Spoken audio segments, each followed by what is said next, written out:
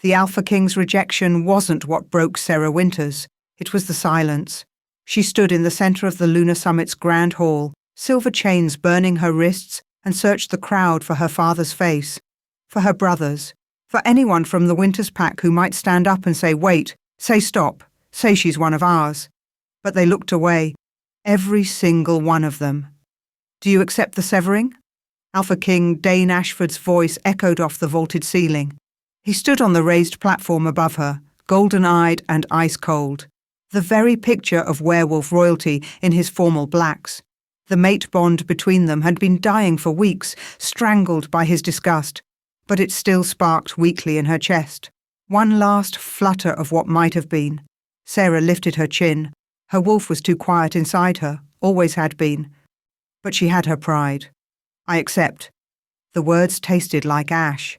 Dane raised one hand, and she felt it. The final cut. The bond snapped clean through, and she gasped at the sudden emptiness. It wasn't pain exactly, more like a hollow space where something vital used to be. "Sarah Winters," Dane announced to the assembled packs, "you are deemed unworthy of bearing an Alpha King's heirs.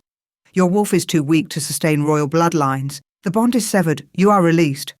Released. Such a polite word for thrown away. The crowd stirred. Whispers rose like wasps from a disturbed nest.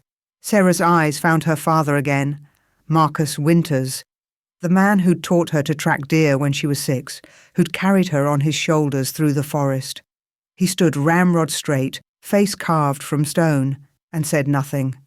"Father," she called out, hating the break in her voice, "please."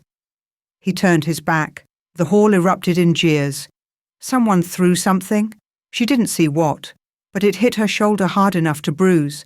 The guards stepped forward to remove her chains, and for one wild moment she thought they might be showing mercy. They weren't. They dragged her to the main doors and shoved her out into the February night. The blizzard hit her like a fist. Snow and wind, and the temperature well below 0. She stumbled, caught herself on the stone railing, and looked back. Her brother stood in the doorway. Ethan, 2 years older, and once upon a time, her best friend. "Don't come back," he said quietly. Then he shut the door. The locks clicked into place. Sarah stood there, the wind stealing her breath, her thin dress already soaked through. She'd been wearing this when the guards came for her. Pale blue silk, because she'd actually thought tonight would end differently. Thought Dane might announce their mating ceremony. Thought she'd finally be enough. Stupid. So stupid. She turned away from the summit hall's blazing windows and started walking. The pack links in her mind, the constant hum of connection to her family and packmates, flickered once, twice, then went silent. They'd cut her off completely. Omega wolves weren't meant to survive alone. They needed pack bonds like they needed air. Already, she could feel the withdrawal starting, a sick, hollow ache spreading through her bones. Her wolf whimpered, confused and hurt, before retreating so deep inside her that Sarah wondered if she'd ever surface again. The snow was knee-deep in places. Sarah's heels, God's. She was still wearing heels, sank into the drifts with every step. She couldn't feel her feet anymore, couldn't feel much of anything except the wind and the emptiness where Pack should be. She didn't know where she was going, just away. The forest stretched endlessly in every direction, pine trees black against the white sky. She could shift, should shift, but her wolf wouldn't come. Too hurt, too broken. So Sarah walked. Minutes blurred together, maybe hours. Her dress froze stiff against her legs. Ice formed in her hair, her eyelashes. The hypothermia was setting in. She recognized the symptoms from her training. Confusion, stumbling, the dangerous warmth spreading through her limbs that meant she was dying. She should care more about that. She fell once, twice. The third time, she wasn't sure she could get back up. Her hands were blue-white in the snow, fingers like claws. She tried to push herself upright and felt something hard in her dress pocket, her grandmother's journal. Sarah had grabbed it this morning, this lifetime ago, because Nana's handwriting always made her feel less alone. She pulled it out now with shaking hands, the small leather-bound book somehow still intact. Pages fluttered in the wind, and something fell out. A folded paper, old and brittle, a map. Sarah's frozen brain struggled to make sense of it. There, Nana's spidery handwriting in the corner. Thornwood Cabin. When the pack fails you, the forest provides. Northwest 30 miles from the summit. Follow the frozen creek. She almost laughed. It hurt too much, so it came out as a sob. 30 miles. She'd die long before she made it 30 miles. But what else was she going to do? Lie down in the snow and prove Dane right? Prove her father right? Prove that she really was too weak, too defective, too broken to matter? Sarah shoved the map back in her pocket and stood up. Her legs nearly buckled, but she locked her knees and moved forward. One step, another. If she stopped, she'd freeze to death. Keep moving, just keep moving. The forest blurred around her, trees and snow and darkness. Her thoughts scattered like leaves in the wind. She thought about Nana, who died when Sarah was 12. Thought about the stories she used to tell, about wolves who survived alone, who made their own strength when pack failed them. Nana had been an Omega too. She'd understood. Northwest, the map had said. Sarah tried to orient herself by the stars, but the clouds were too thick. The wind then. It usually came from the west this time of year. She turned until it hit her left cheek and kept walking. Time stopped meaning anything. She was so cold, she'd come full circle back to warmth. That was bad. She knew that was bad. Her body was shutting down, conserving heat for her vital organs, giving up on her extremities. She couldn't feel her hands at all anymore, could barely feel her face. A frozen creek appeared through the trees, exactly like the map promised. She followed it upstream, moving on instinct now more than thought. Her wolf stirred weakly once, before falling silent again.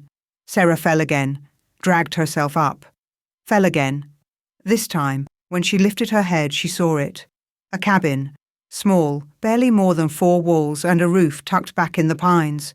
Snow piled high against the walls.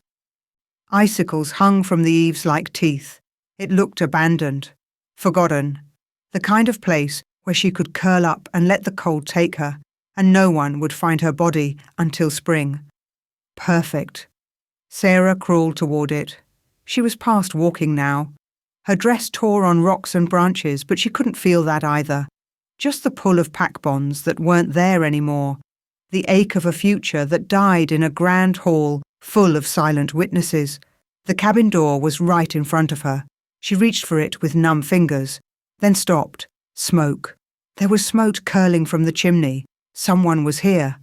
Through the frost on the window, she saw the flicker of firelight, heard, maybe, she wasn't sure if she was hallucinating, the low murmur of a voice from inside. A male voice, rough and annoyed, talking to someone. Or something. Sarah's survival instincts screamed at her to run. Strange wolves, unknown territory, no pack to protect her. Everything about this was dangerous. But her body was done running, done fighting, done with everything except the desperate, primal need for warmth. She raised one frozen fist and knocked. The voice inside stopped, mid-sentence. Footsteps approached the door. Heavy. Definitely male. Definitely werewolf. She could sense that much, even with her wolf half dead inside her. The door swung open and Sarah looked up into the face of a stranger. Tall, dark-haired, silver-eyed in the firelight, with the kind of scars that spoke of violence survived. He stared down at her, shock plain on his harsh features. "What the—" he started.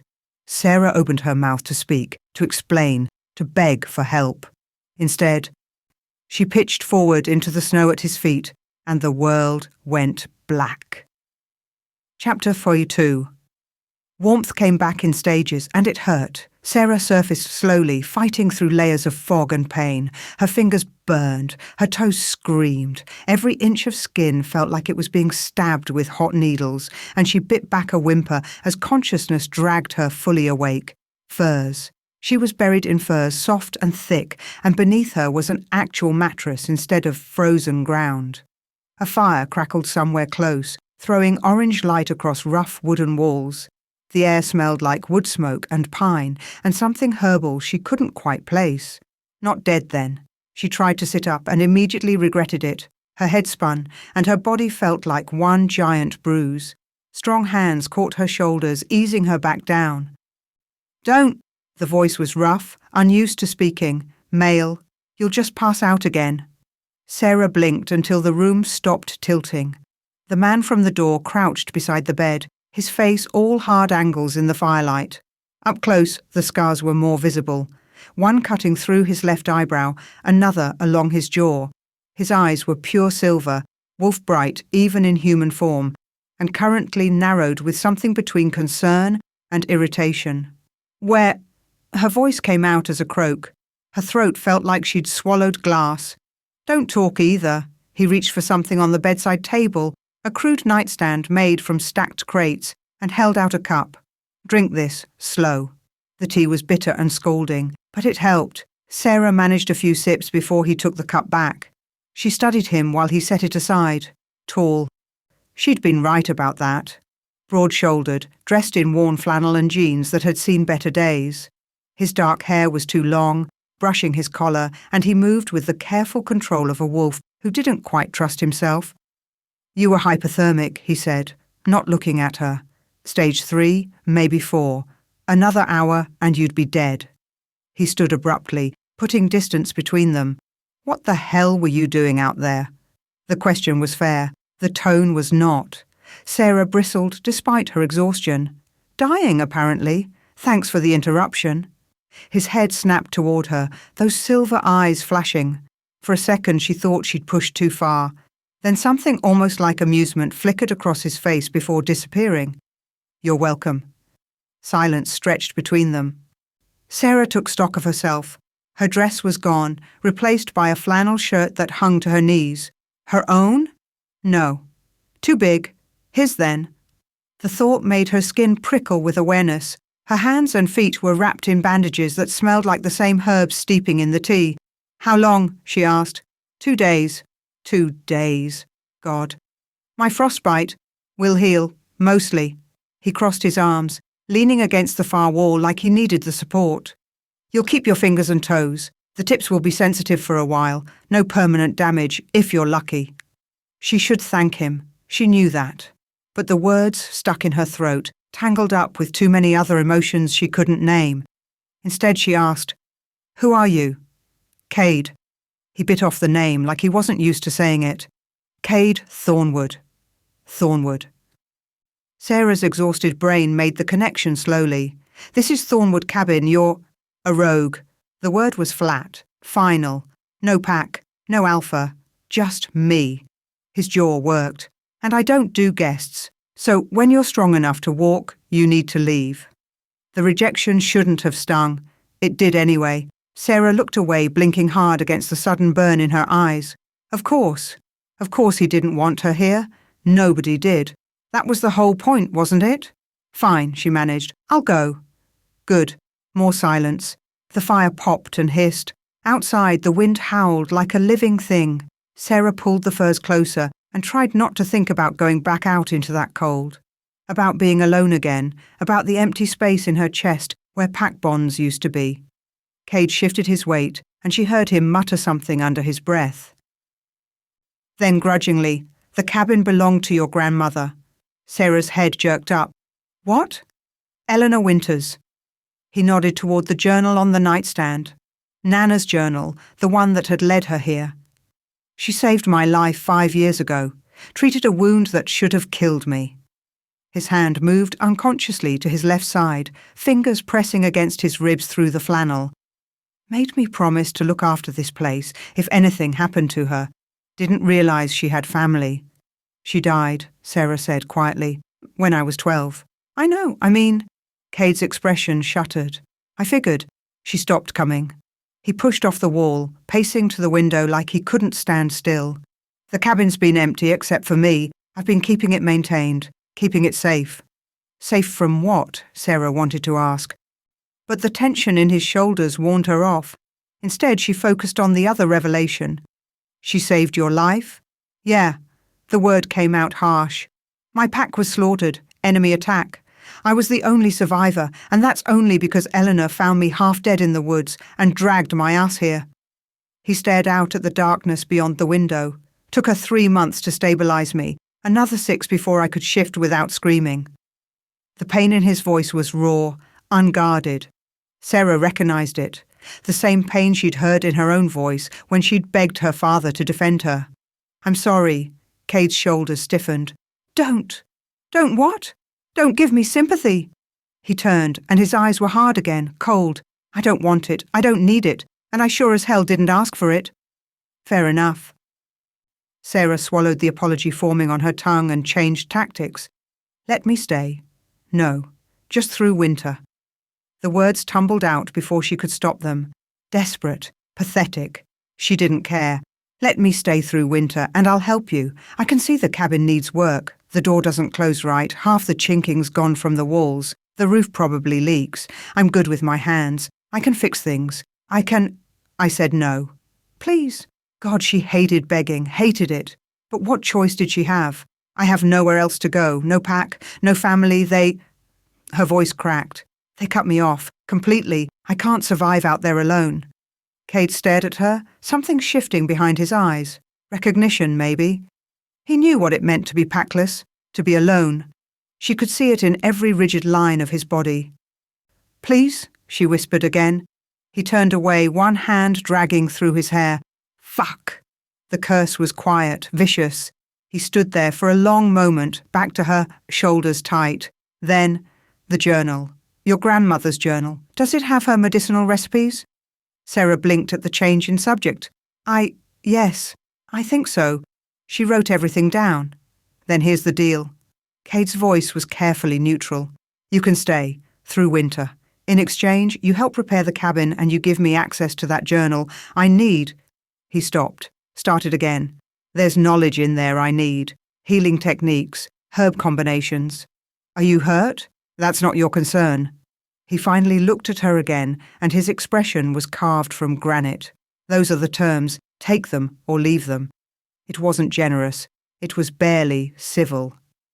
But it was shelter and warmth, and a few months to figure out what the hell she was supposed to do with her shattered life. Sarah nodded. "I'll take them." "Fine." Cade moved toward the door, like he couldn't get away fast enough. "Rest tonight. We start tomorrow." He was gone before she could respond, the door closing firmly behind him. Sarah lay back in the furs and stared at the ceiling. The cabin was small. She could see most of it from the bed. One main room with the fireplace, a rough kitchen area, a door that probably led to where Cade slept. Simple, isolated. And hers, at least for a little while. She should feel relieved, grateful even. Instead, she felt hollow. The mate bond's absence ached like a phantom limb. The pack links were still silent, that awful emptiness where connection used to be. Her wolf stirred weakly, confused and hurting, before retreating again. Sarah closed her eyes and tried not to think about the grand hall, about Dane's cold voice, about her father's turned back. She failed.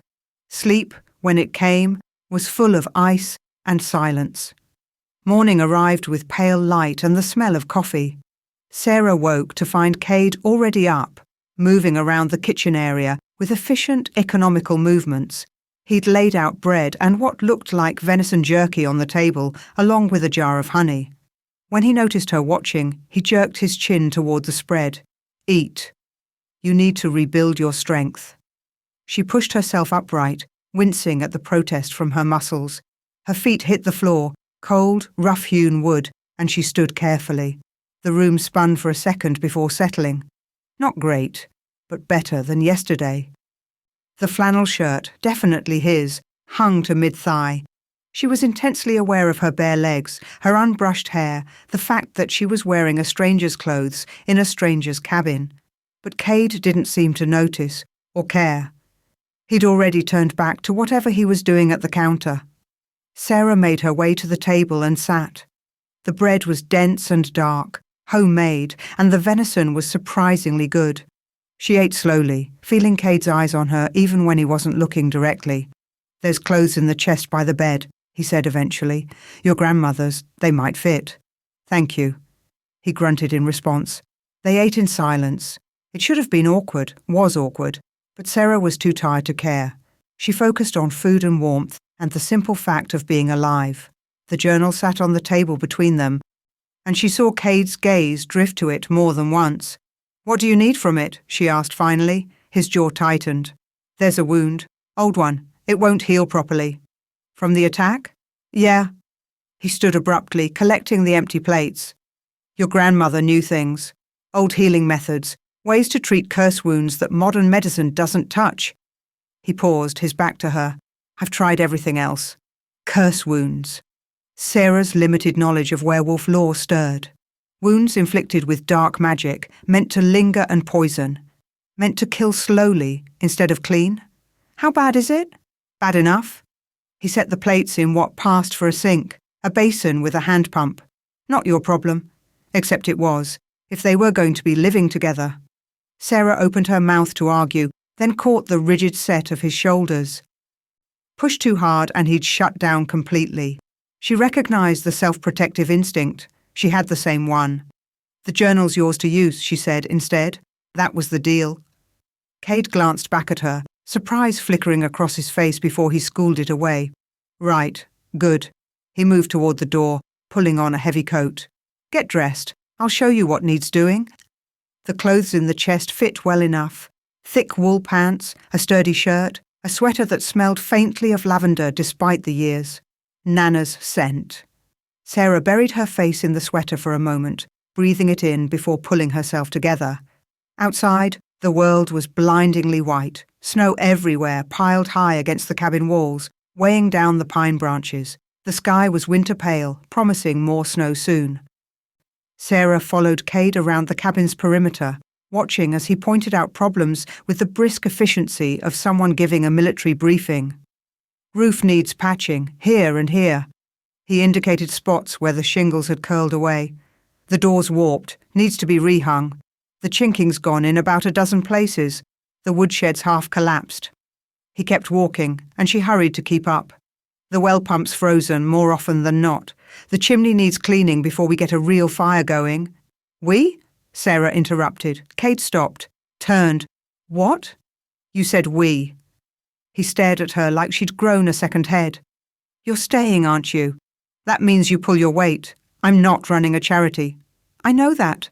I just—" She wasn't sure what she'd expected. More hostility, maybe.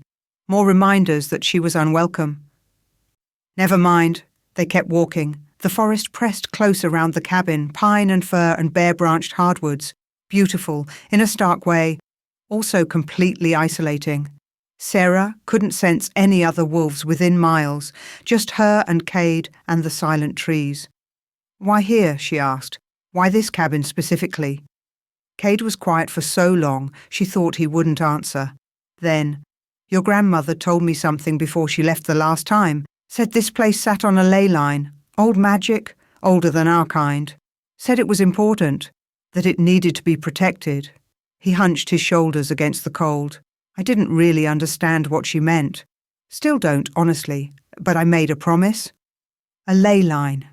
Sarah's pulse quickened. She'd read about them in Nana's journal. Ancient pathways of power crisscrossing the earth. Rare and valuable and dangerous if someone knew how to tap into them. Did she say why it needed protecting? No, just that it did. Cade's expression had gone distant. She was a hell of a healer. Knew things nobody else did. And she never asked for anything in return except... He cut himself off, but Sarah heard the rest anyway.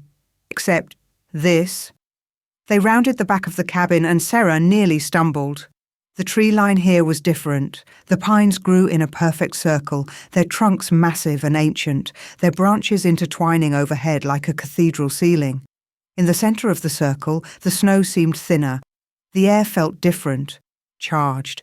"That's it," Cade said quietly. "The ley line runs right through there." Sarah moved closer, drawn despite herself. The power was subtle but unmistakable, thrumming just beneath the surface. Her damaged wolf stirred for the first time in days, lifting her head with interest. The sensation was heady, intoxicating. "Don't." Cade's hand closed around her arm, pulling her back. "Don't get too close. Not yet." "Why not?" "Because—" His grip tightened, then released. He stepped back like he'd been burned. "Just don't," Sarah looked at him more carefully. His breathing had gone shallow, his eyes flickering between silver and human, the wolf close to the surface, too close. "Cade? I'm fine." The words were ground out through clenched teeth. "Go back to the cabin." "But now," she went. Behind her, she heard him swear viciously, heard the sound of him putting more distance between them. Her omega scent, she realized. He'd reacted to her scent getting stronger near the ley line, to her wolf responding to the power. Rogues were unstable at the best of times. An alpha without a pack had nothing to ground him, nothing to channel his protective instincts into. And she was an omega, wolves literally designed to trigger those instincts. Damaged omega or not, her presence was clearly affecting him. This was going to be a problem. Sarah made it back to the cabin and went inside, her mind racing.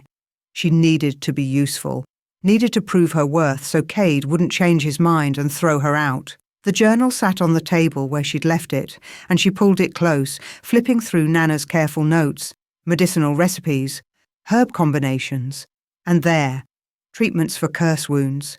She read carefully, memorizing ingredients and methods. Maybe if she could help Cade with his wound, he'd be more stable, more in control.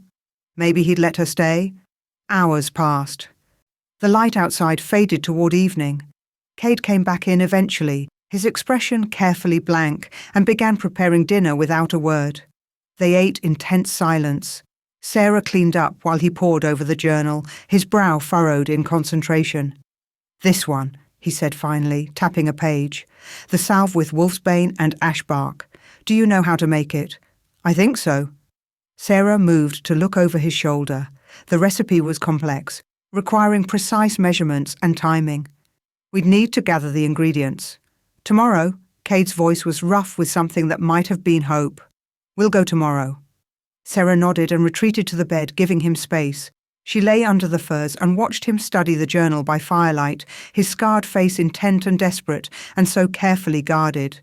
Outside, the wind picked up, rattling the windows. She was almost asleep when she heard it. A sound, faint but distinct, scraping, like claws on wood. Sarah's eyes snapped open. Across the room, Cade had gone absolutely still, his head cocked toward the door, listening. The scraping came again. Closer this time, circling the cabin. Cade stood in one fluid motion, moving to the window. He stared out into the darkness, and Sarah saw his hands curl into fists. "Fuck. What is it?" She sat up, her heart pounding. "Get dressed, boots and coat." His voice was dead calm, which somehow made it worse. "Don't ask questions, just do it." Sarah scrambled to obey. By the time she was ready, Cade had grabbed what looked like a hunting rifle from above the door. He checked it with practiced efficiency, then moved toward the door. "Stay here," he ordered. "Bar the door behind me. Don't open it for anyone but me." "Cade, what's out there?" He looked back at her, and his eyes were pure wolf. "I don't know. But something's been watching us. The tracks around the cabin. I've been seeing them for the past 2 days. Fresh claw marks, too big to be natural wolves." "Werewolves?" "Maybe." He pulled the door open, letting in a blast of frigid air. "Stay inside." Then he was gone, swallowed by the darkness and snow. Sarah rushed to bar the door with shaking hands. Through the window, she could see Cade moving through the trees, rifle ready, his breath misting in the cold. The scraping had stopped, but that felt worse somehow, like whatever was out there was waiting. She pressed her face to the glass, straining to see. The tree line was a wall of shadows. Nothing moved. Then she saw them, eyes glowing in the darkness. Not 2, dozens. Ringing the cabin in a loose circle, watching, waiting. And in the snow at the edge of the clearing, illuminated by the spill of firelight from the window, Sarah saw what Cade had found. Claw marks. Deep, deliberate gouges in the nearest pine tree. Fresh wood showing pale against the dark bark. And below them, scratched into the trunk like a message. Soon. Chapter 3. The eyes disappeared before Cade reached the tree line. He came back an hour later, snow-covered and silent, his rifle slung over his shoulder and his expression carved from ice. Sarah unbarred the door with shaking hands, and he brushed past her without a word, going straight to the fire. What was out there, she asked. Gone now. He didn't look at her. Get some sleep. Cade, sleep, Sarah. His voice was flat, final. We'll talk in the morning. They didn't talk in the morning. Or the morning after that. Whatever had been watching the cabin stayed away, but the claw marks remained.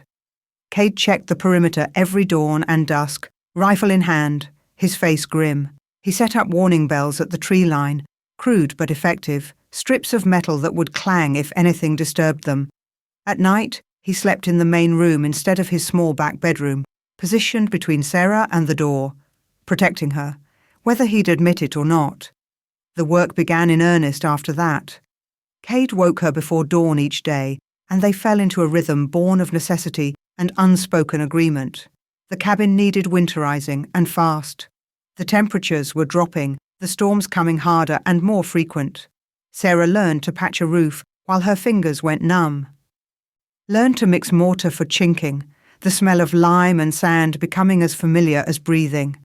Cade worked beside her in tense silence, pointing out what needed doing, correcting her mistakes with gruff efficiency. He didn't waste words, but he was a good teacher, patient, in his way. By the end of the first week, her hands were blistered and raw. By the end of the second, they'd started to callous. The journal became their evening ritual. After dinner, usually whatever Cade had hunted that day, prepared with more skill than she'd expected, they'd sit by the fire and go through Nana's recipes. Sarah would read them aloud, translating her grandmother's cramped handwriting while Cade listened with fierce concentration. Wolfsbane and ash bark for curse wounds, Sarah read one night. But it says here the wolfsbane has to be harvested under a waning moon. That's not for another 2 weeks. Cade's jaw tightened. Fine. What else? There's a tea blend. Yarrow, chamomile, and something called moonwort. She squinted at the page. It's supposed to help with pain management and calming an agitated wolf. His eyes flicked to hers. Something passed between them, unspoken, but understood. His wolf was agitated, had been since she'd arrived. The curse wound was part of it, but her presence wasn't helping. An omega and an alpha alone together, with no pack structure to buffer the instincts. I can make that, Sarah offered quietly. The tea. It might help. Cade stared at her for a long moment, then nodded once. Okay.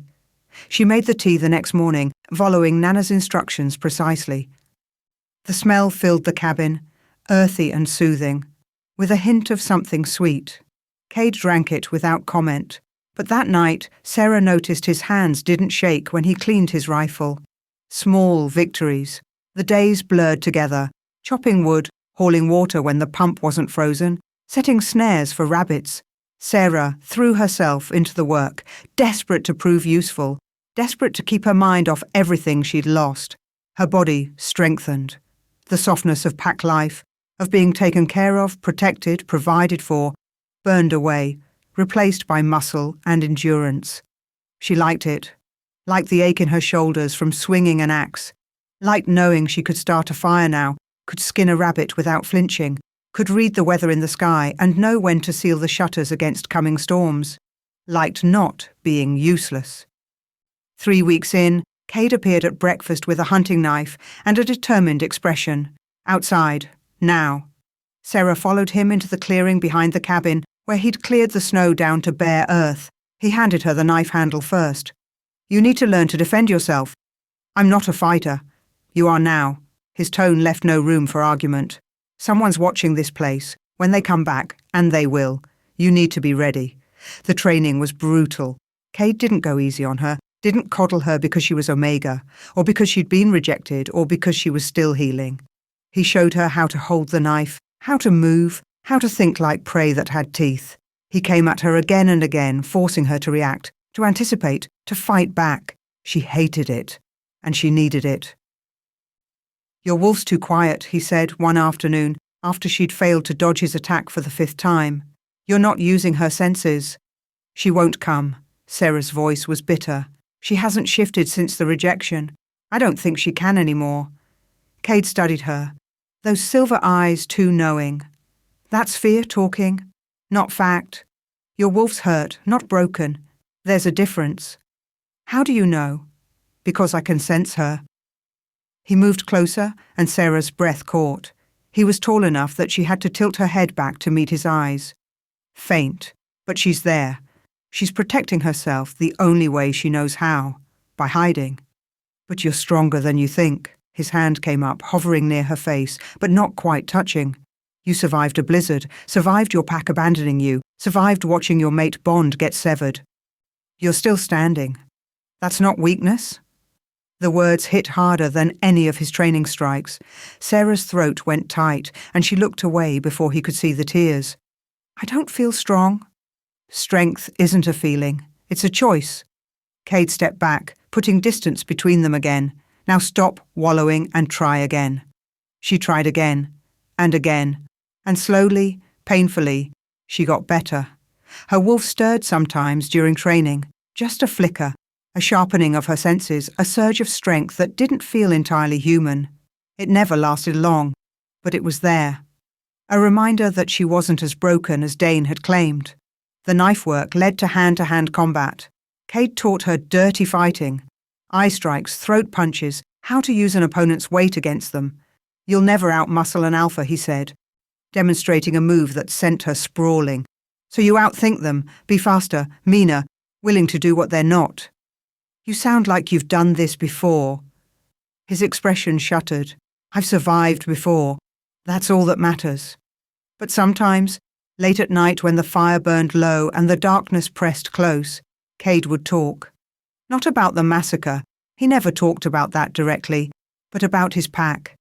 About running through forests with his brothers. About hunts under the full moon. About what it meant to belong. Sarah listened and ached for him. For the loneliness that radiated off him like cold off ice.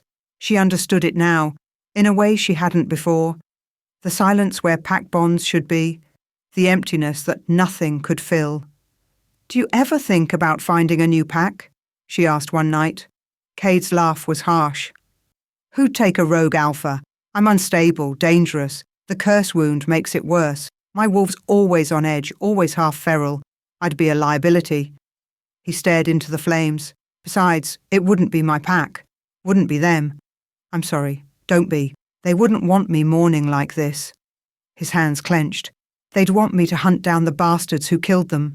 Except I can't even do that right. Sarah waited, sensing there was more. When he didn't continue, she asked softly, Why not? Because I don't know who they all were. The admission came out rough, like it cost him.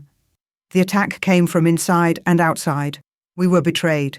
Someone in the pack fed information to our enemies, told them when our defenses would be weakest. By the time I realized what was happening, it was too late. The traitor, Sarah breathed.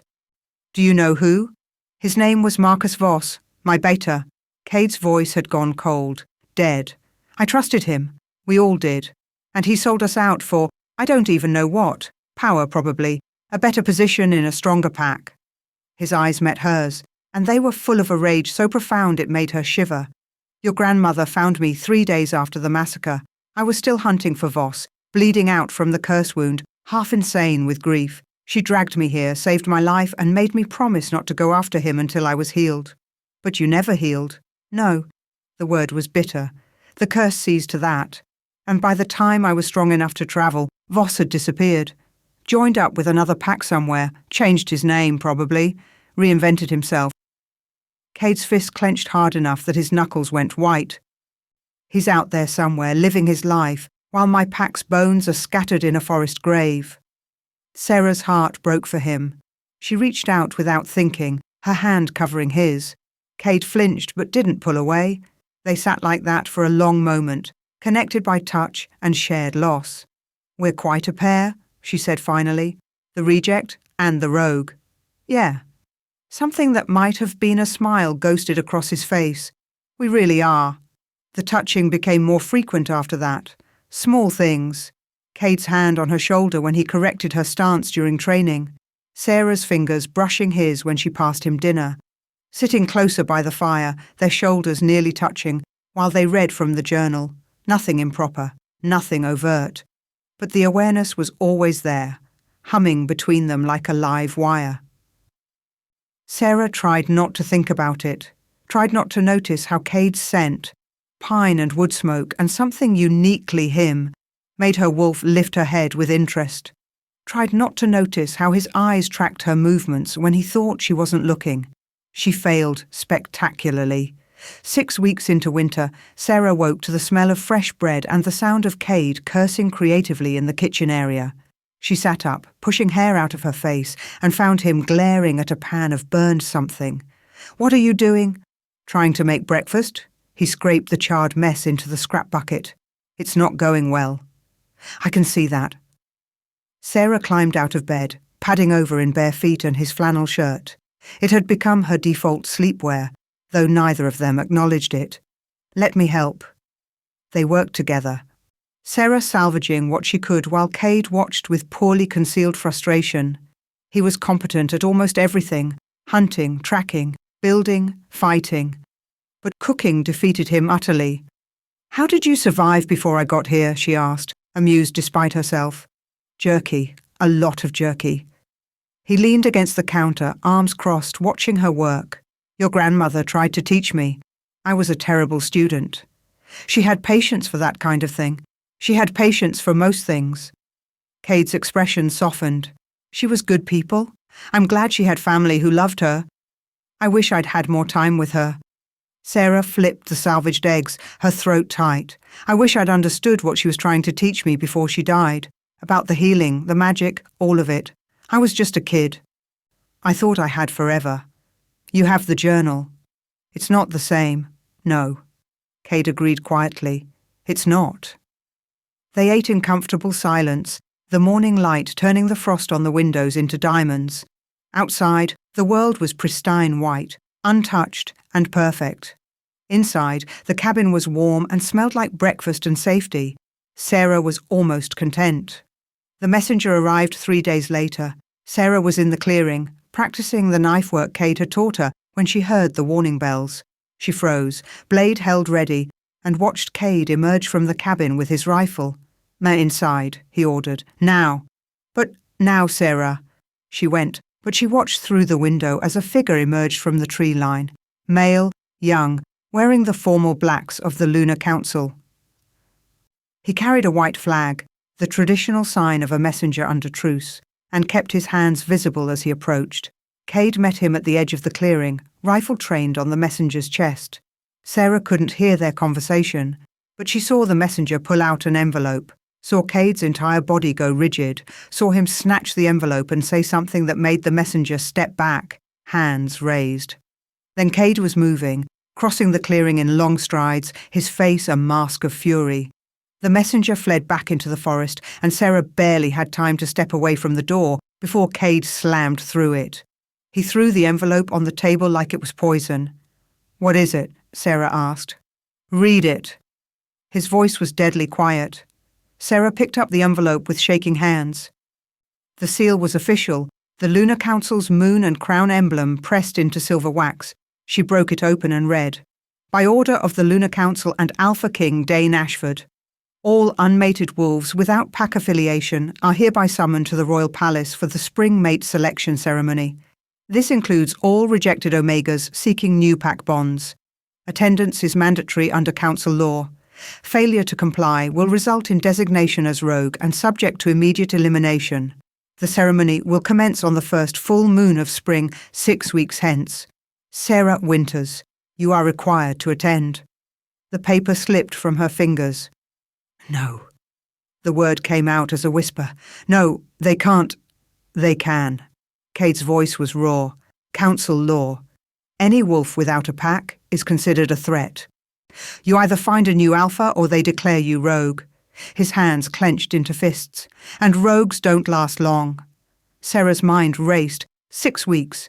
She had 6 weeks before she'd have to go back to the Lunar Summit, stand in front of Dane and her family and everyone who'd rejected her, and beg for a new alpha to take her in. The humiliation would be unbearable. The shame. "I won't go," she said. "You have to. I'll become a rogue then. Like you." She lifted her chin. "I'll stay here. They'll never find... They'll hunt you." Cade moved closer, his eyes blazing.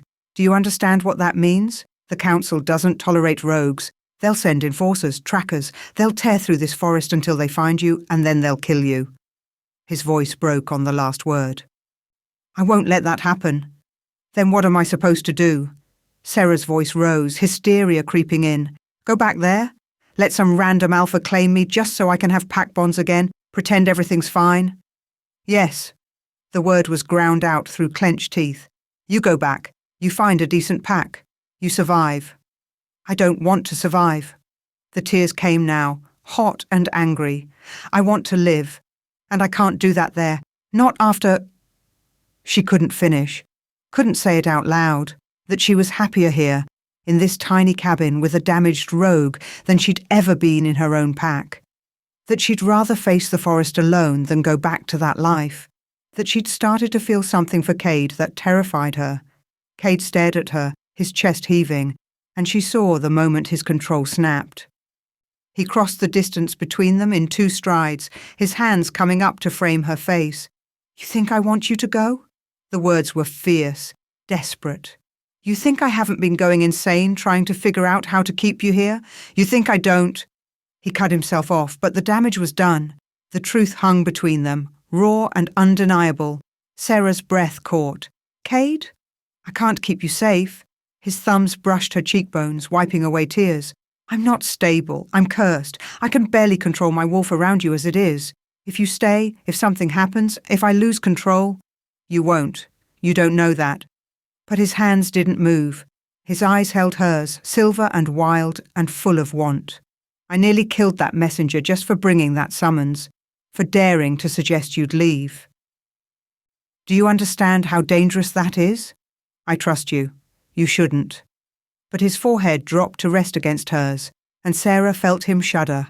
"God, Sarah, you really shouldn't." They stood like that, breathing each other's air, balanced on a knife's edge. Sarah's wolf surged to the surface, awake and alert and wanting this, wanting him.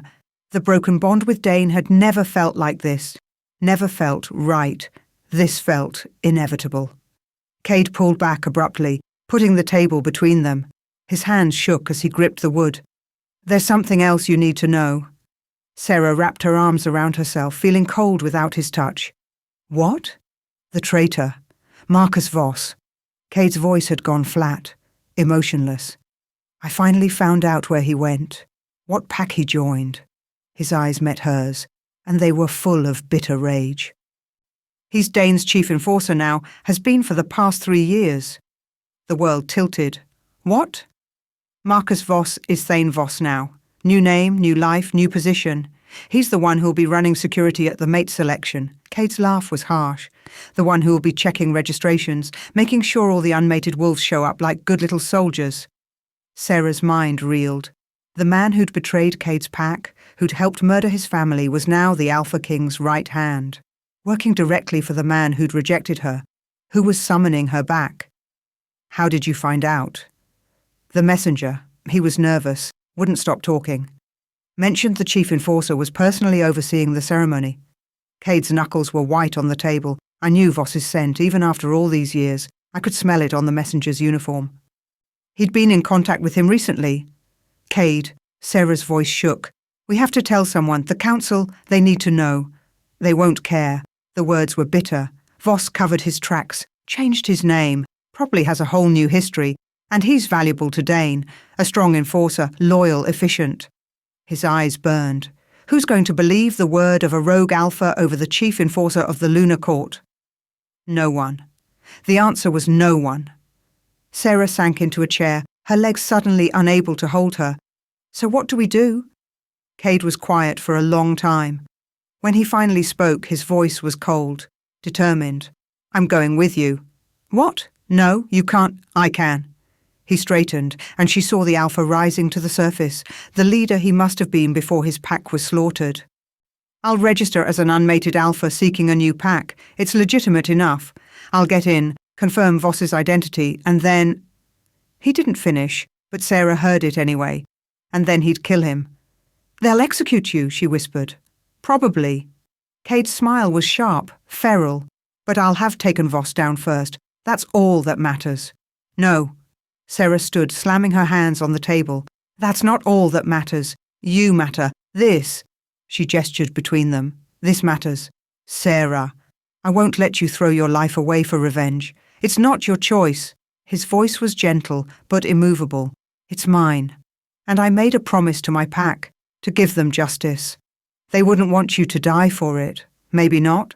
Cade moved around the table and his hand found hers. But I have to try. You understand that, don't you? She did. God help her, she did. Then I'm helping. Absolutely not. You don't get to make that choice either.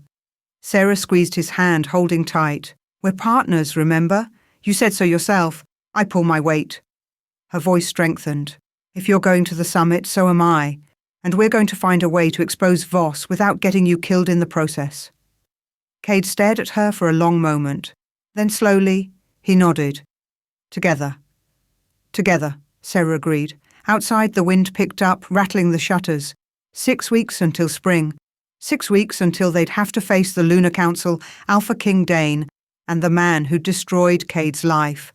6 weeks to prepare for war. Chapter 4. I'm not going. Sarah said it clearly, calmly, the morning the messenger had given them 6 weeks. She said it again 3 days later when Cade brought it up over breakfast, and again a week after that, when he tried to convince her one more time. Sarah. Cade set down the axe he'd been sharpening, his patience clearly fraying. You don't understand what you're choosing. I understand perfectly. She continued kneading the bread dough, her hands working the rhythm Nana's journal had taught her. I'm choosing to stay here, with you, and be marked rogue. His voice was hard. Be hunted. Spend the rest of your life looking over your shoulder. Yes. She shaped the dough into a round, placed it in the pan. If that's what it takes. You're being stubborn. I'm being honest. Sarah finally looked at him, flour dusting her hands. I won't go back there. I won't stand in front of those people again and beg for scraps. I won't let another alpha look at me like I'm broken and decide whether I'm worth keeping. Her voice strengthened. I'd rather be rogue. Cade stared at her, something shifting behind his eyes. You really mean that? I really do? He crossed the cabin in 3 strides and pulled her into his arms. The hug was fierce, desperate, and over too quickly. When he pulled back, his hands framed her face. You're insane. You know that, right? Probably, she managed a smile. I'm learning from the best. His laugh was rough but genuine. God help us both. They didn't talk about it again after that. Instead, they prepared. Cade intensified her training, pushing her harder than ever. Hand-to-hand combat until her muscles screamed. Knife work until she could disarm him 3 times out of 10. Tracking and wilderness survival. Because if they had to run, she needed to keep up. You're not a victim anymore, he told her one afternoon, after she'd finally managed to pin him. His silver eyes gleamed with approval. You're a fighter. Remember that. Sarah committed it to memory. Committed everything to memory. The way he moved, the rare smiles, the quiet moments by the fire when he'd read from Nana's journal and his scarred face would soften with concentration. The way he looked at her when he thought she wasn't watching, like she was something precious he was afraid to break. The way she'd started to look at him the same way. The curse wound was slowly healing. The tea helped, and the salve Sarah made from Nana's recipes. Cade didn't talk about it much, but she saw the difference. Saw him move easier, sleep better, hold his wolf in check with less visible effort. It's you, he said one night, when she'd asked about his progress. Your presence. It helps. How? He'd looked at her then, really looked, and the intensity in his gaze had stolen her breath. I don't know, but it does.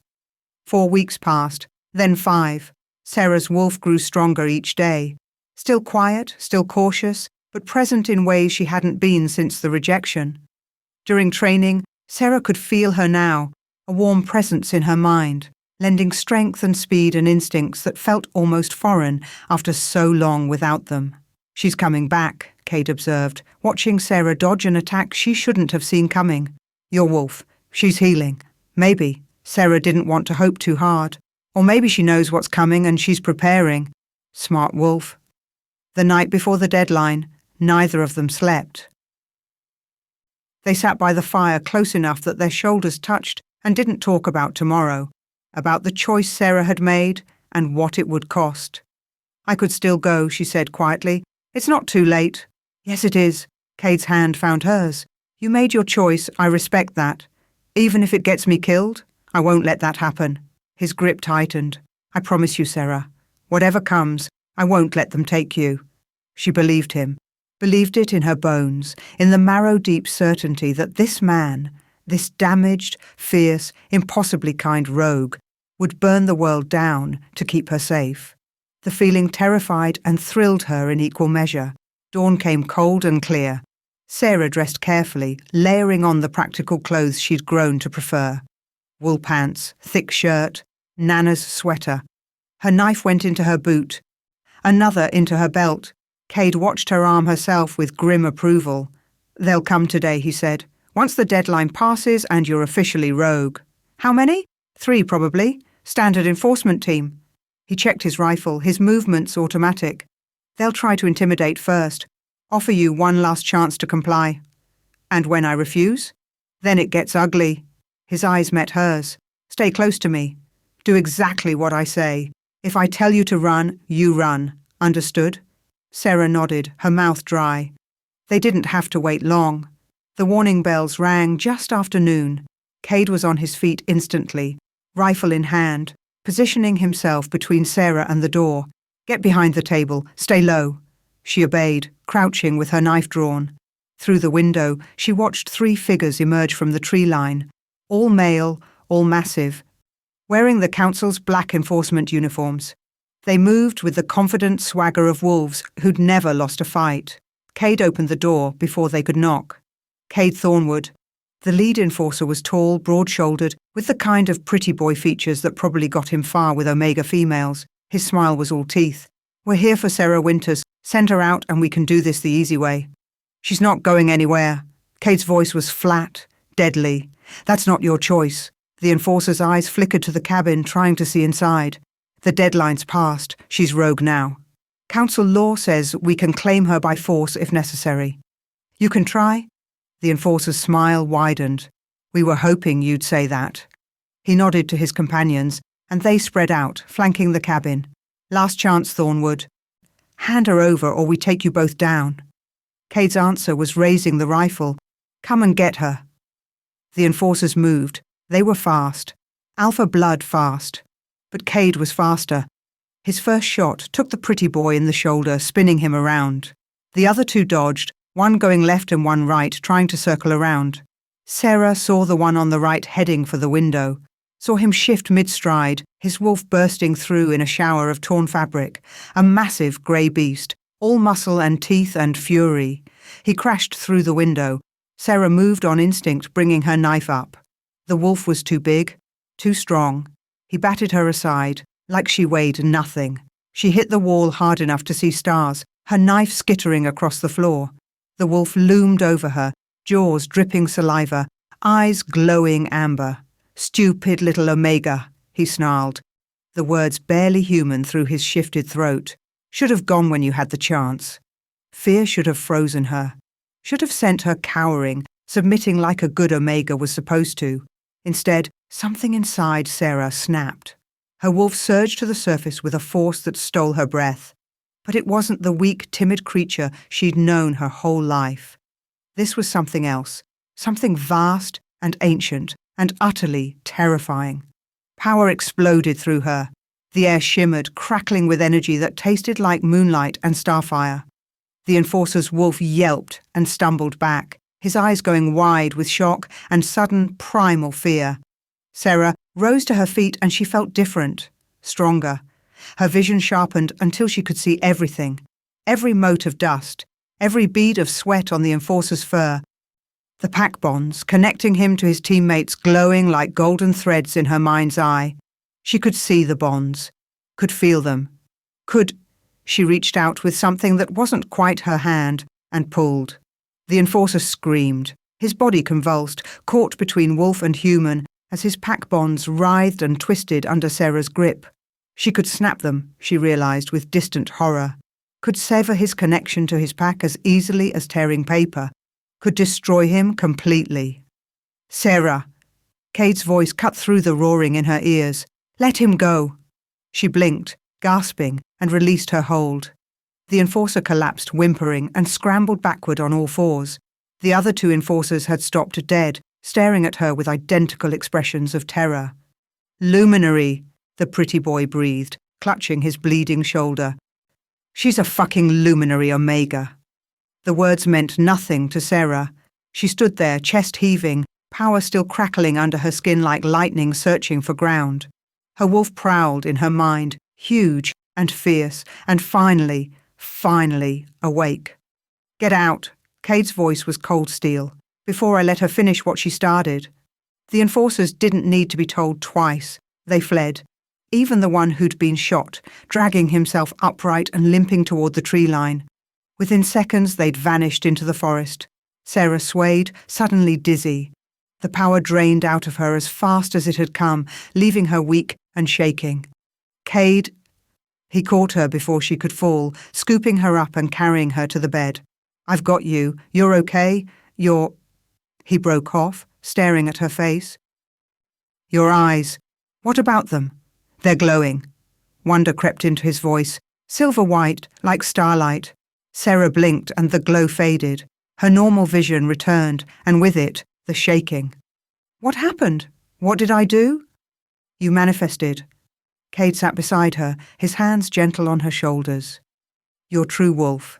Not the weak Omega everyone thought you were." His voice dropped. "Sarah, do you know what a luminary Omega is?" She shook her head. "They're born once in a century, if that. Omegas with the power to manipulate pack bonds, to heal them, strengthen them, or destroy them completely." He searched her face. "They're the rarest, most dangerous wolves in existence. Packs have gone to war for the chance to possess one." The implications hit her like a physical blow. Dane. He knew. He must have. Cade's expression was grim.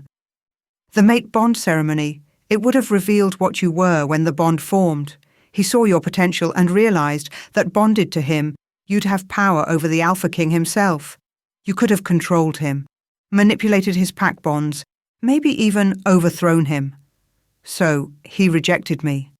The pieces fell into place with sickening clarity, made sure everyone thought I was defective so no one would question it, so no one would realize what I could become. "He tried to break you before you could discover your own strength." Anger flashed in Cade's eyes. "The bastard tried to destroy you. He almost succeeded." Sarah's hands clenched into fists.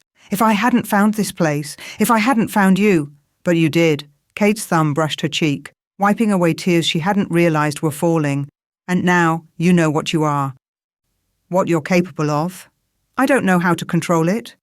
Then we'll figure it out. Together." He stood moving to the shattered window. "But first, we need to prepare. Those enforcers will report back. The council will know what you are now." His voice darkened. "Every pack in the territory will be hunting you." The next days were a blur of discovery and terror. Sarah's power came and went unpredictably. One moment she'd be fine, the next she'd be seeing pack bonds everywhere. Golden threads connecting Cade to the memory of his slaughtered pack, frayed and bleeding. Her own severed bond with the Winters pack, black and rotting. The absent bond where Dane should have been, twisted and wrong. Cade helped her practice, taught her to reach for the power intentionally instead of waiting for it to explode. They started small, Sarah learning to sense his emotional state through the faint connection between them, learning to soothe his wolf when the curse wound flared and threatened his control. "You're a natural," he said one evening, after she'd successfully eased him down from a near shift. "Like you were born for this." "Maybe I was." Sarah flexed her fingers, watching the silver light dance across her skin. "Nana used to say I had a gift for healing. I thought she meant herbs and medicine. But maybe she knew." Cade nodded slowly. "Maybe that's why she left you the journal, the cabin, all of it." "She was preparing me." "Yeah." His hand found hers, their fingers intertwining. "She was." The touching had become constant now. Casual brushes that lingered too long, hands finding each other without conscious thought. Sitting close enough to feel each other's warmth, to breathe each other's scent. The awareness between them had grown teeth. Sarah caught herself watching Cade train, admiring the play of muscle under scarred skin. Caught him watching her with hunger. He didn't try to hide anymore. The air between them crackled with more than just her emerging power. 10 days after the enforcers fled, Sarah woke to find Cade standing at the window, staring out at the pre-dawn darkness. Something about his posture set off alarms. "What's wrong?" "Movement in the trees." His voice was tense. 3 different positions. They're watching, waiting for something. "More enforcers?" "No." He turned to face her. "Worse, pack hunters. Word's gotten out about what you are. They're trying to figure out the best way to take you." Fear coiled in Sarah's gut. "How many packs?" "I've scented at least 2 so far. Could be more." Cade moved to the table, spreading out a rough map he'd drawn of the surrounding territory. "We can't stay here. The cabin's defensible, but not against multiple packs working together." "Where do we go?" "North. There's unclaimed territory in the mountains, too harsh for most packs to bother with. We can lose them there, find somewhere to hole up until—" He stopped. "Until what?" Cade's jaw clenched. "Until we figure out our next move." But Sarah heard what he didn't say. "Until we figure out if there's any future where you're not hunted for the rest of your life." She stood, moving to face him across the map. "I won't run forever. You won't have to." The promise in his voice was iron hard. "I'll find a way to keep you safe. No matter what it takes." "Cade." His name came out soft, uncertain. "Why are you doing this? Risking everything for me?" He looked at her for a long moment. Then, carefully, like he was afraid she'd bolt, he reached up and tucked a strand of hair behind her ear. His hand lingered on her cheek. "You really don't know?" Her breath caught. "Tell me." "Because you're—" He struggled with the words. "Because when I'm with you, the silence doesn't hurt so much. The emptiness where my pack used to be feels less empty. You make me want to be more than just a rogue surviving in the woods." His thumb brushed her lower lip. "You make me want to live again." Sarah's heart pounded so hard she thought it might break free. "Cade, You don't have to say anything." But his eyes were desperate, hopeful. "I just needed you to know. I need you to know something too." Sarah closed the distance between them, her hands coming up to rest on his chest. She could feel his heart racing under her palm, matching her own. "I'm not afraid of you. I'm not afraid of your wolf or your curse or your past. I'm only afraid of losing you." Sarah. Her name was a prayer, a plea. "Kiss me," she whispered, "please." He did. The kiss was gentle at first, tentative, like neither of them quite believed this was happening. Then Cade's hand slid into her hair, tilting her head back, and the kiss deepened into something desperate and wild and absolutely right. Power exploded through Sarah. Not destructive this time. This was different. Pure and bright and overwhelming, like standing in the heart of the sun. She gasped against Cade's mouth as the world shifted. Reality peeling back to reveal something underneath. A bond. Not the broken thing Dane had severed. This was whole and golden and blazing with a light that made her eyes water. It stretched between her and Cade, woven from starlight and moonfire and something ancient beyond words. A mate bond. True, perfect, undeniable. "Oh my God."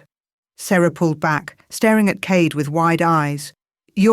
We're—" He stared back, and she knew he felt it too. Saw it in the wonder spreading across his face, in the way his wolf rose to the surface and howled with recognition. "True mates," he breathed. "You're my true mate." "But Dane—" The ceremony— Sarah's mind reeled. How is this possible? The moon goddess doesn't make mistakes. The bond recognition ceremony is supposed to— It was manipulated. Understanding dawned in Cade's eyes, followed immediately by fury. Dane knew. He must have interfered somehow, masked the true bond so it would point to him instead. His hands clenched into fists. He stole you from your real mate so he could reject you publicly, so he could destroy you before you realized your power. The cruelty of it stole her breath. Dane hadn't just rejected her. He'd torn her away from her true mate, had doomed her to believe she was broken, unwanted, when all along there was someone out there who was made for her. Someone who'd saved her life, taught her to fight, shown her she was worth protecting. Someone she'd fallen for without even realizing it. "Cade," Sarah's voice shook. "What do we do?" He pulled her close, his arms wrapping around her like a fortress. Through the bond, the true bond. Finally awakened, she could feel his emotions as clearly as her own. The rage at Dane, the protective fierceness toward her, the love, deep and certain and terrifying in its intensity. "We fight," he said simply, "together, like we've been doing all along." Sarah held on to him and let herself hope, let herself believe that maybe, just maybe, they could survive this. Outside, in the darkness, she heard movement. The hunters were closing in, drawn by the sudden flare of power from the mate bond snapping into place. But Sarah wasn't afraid anymore. She was a luminary Omega. She was mated to a rogue alpha who would die before letting anyone take her. And she was done running. Let them come. She'd show them exactly what a mistake it was to hunt her. Chapter 5. The bond changed everything. Sarah felt it humming between them. A living thing made of light and certainty. Every emotion Cade felt echoed through her. His protective fury, his wonder at finding his true mate after believing he'd lost everything, his fear for her safety. And beneath it all, love so deep and fierce it made her chest ache. "We need to move." Cade pulled back, though his hand stayed on her shoulders. Through the bond, she felt his reluctance to let her go. Now, before, the warning bells erupted in a cacophony of noise. Not 3 or 4 bells. All of them. Every single one Cade had strung around the perimeter, all ringing at once like the world was ending. Cade's expression went hard. Too late. He moved to the window, and Sarah followed. What she saw made her blood run cold. The forest was full of wolves. Dozens of them, maybe more, forming a loose circle around the cabin. They didn't hide, didn't need to. The message was clear. They had superior numbers, superior position, and they knew it. "How many packs?" Sarah whispered. "I count at least 4 different scents." Cade's voice was grimly calm. "But they're not moving in. They're waiting for something." "For what?" Her answer came in the form of a single figure emerging from the tree line. Alpha King Dane Ashford walked across the snow like he owned it. He wore formal blacks despite the cold, not a hair out of place, flanked by 6 personal guards. Behind him came more wolves, at least 30, Sarah counted, all wearing council enforcement uniforms. An army. He'd brought an actual army. "Sarah Winters." Dane's voice carried across the clearing, amplified somehow. Magic, probably. "I know you're in there. Come out. Let's talk like civilized wolves." "Stay back." Cade gripped her arm when she moved toward the door. "This is a trap. He has 30 wolves out there, Cade. Maybe more. If we don't talk, he'll just come in and take me by force. He can try." But even through the bond, she felt his fear. Not for himself, for her. He knew the odds as well as she did. Sarah pulled free gently, her hand finding his face. "Trust me, I have a plan." She didn't, not really, but she had power now, and a mate bond that made her stronger than she'd ever been. That would have to be enough. Cade stared at her for a long moment. Then, reluctantly, he nodded. "Together, together," she echoed. They walked out side by side. The cold hit like a slap, but Sarah barely felt it. All her attention was on Dane, standing 20 feet away with that same cold, perfect smile she remembered from the grand hall. Up close, she could see the calculation in his golden eyes, the arrogance, the obsession. "Sarah." He said her name like a caress, like he had the right. "You're looking well, better than the last time I saw you, certainly, no longer broken and begging." His gaze shifted to Cade, and something ugly flickered across his face. "I see you found yourself a guard dog. How quaint." "Say what you came to say, Ashford." Cade's voice was pure gravel. "Then get off my land." "Your land?" Dane laughed. "You're a rogue, Thornwood. You don't own anything, not even the clothes on your back." His expression hardened. "And you certainly don't own her." "Nobody owns me," Sarah cut in. "Not you, not anyone." "Oh, my dear." Dane's smile widened. "That's where you're wrong." He raised one hand. and Sarah felt it, a tug. Faint but unmistakable, like a fishhook buried deep in her chest. Her hand flew to her heart, confusion and horror mixing. "What? Did you really think I severed our bond completely?" Dane asked, his tone almost conversational. "That I would throw away a luminary Omega, even one who didn't know her own power yet?" He took a step closer, and his guards moved with him. The rejection was theatre, Sarah.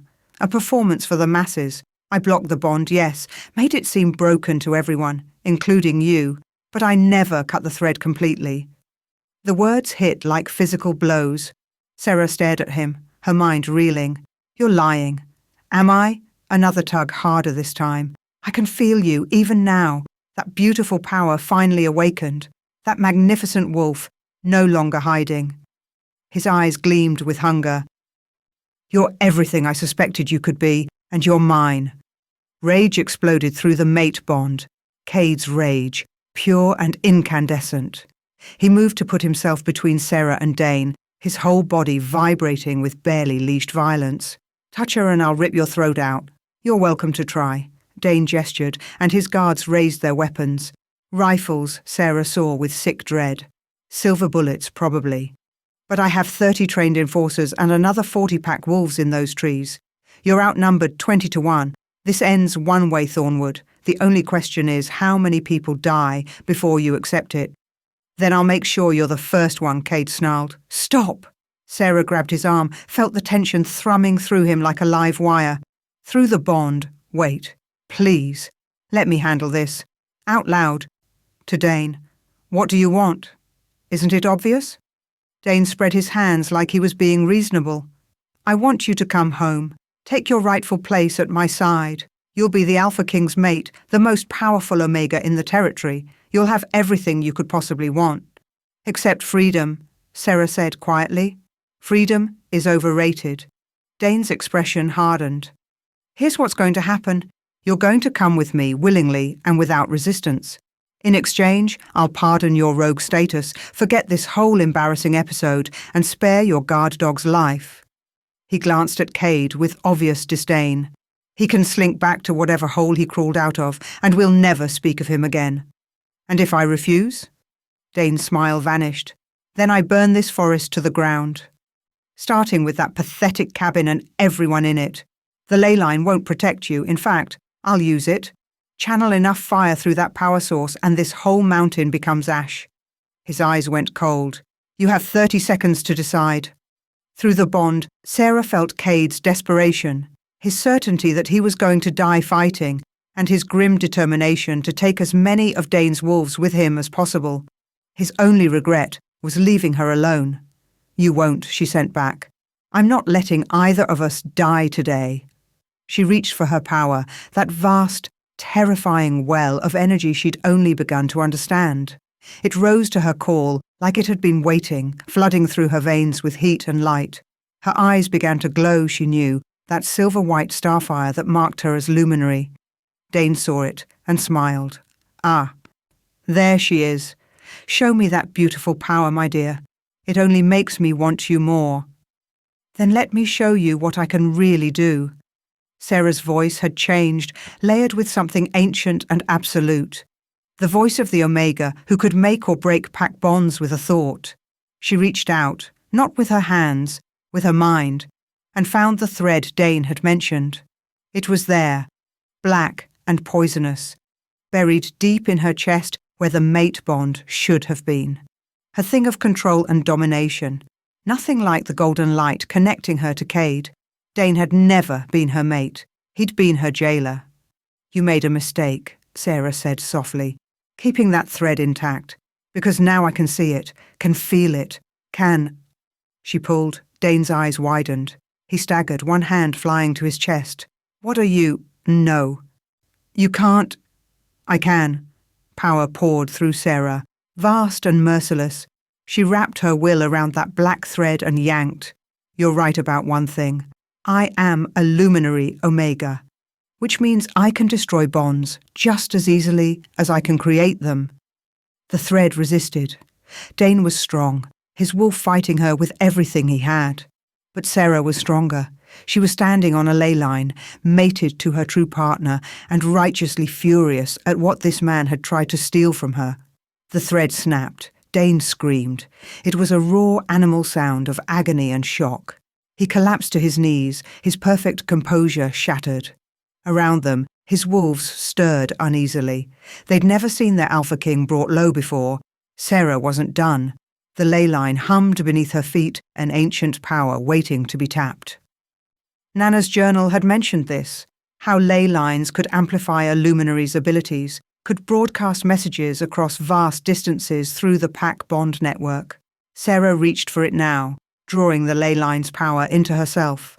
The world exploded into light and sensation. She could feel every wolf in the clearing, every pack bond connecting them. Could feel the bonds stretching out across the territory, pack to pack, wolf to wolf, a vast web of connection. She grabbed hold of that web and pulled. Her voice, when it came, echoed through every pack bond in the territory. Hear me. I am Sarah Winters, Luminary Omega. What you are about to witness is truth, witnessed by the moon goddess herself.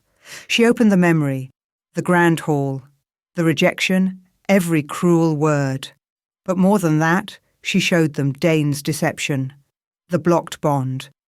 Kept intact for control, his plan to break her before reclaiming her, his theft of her true mate bond, manipulated so she'd never know what she could have had.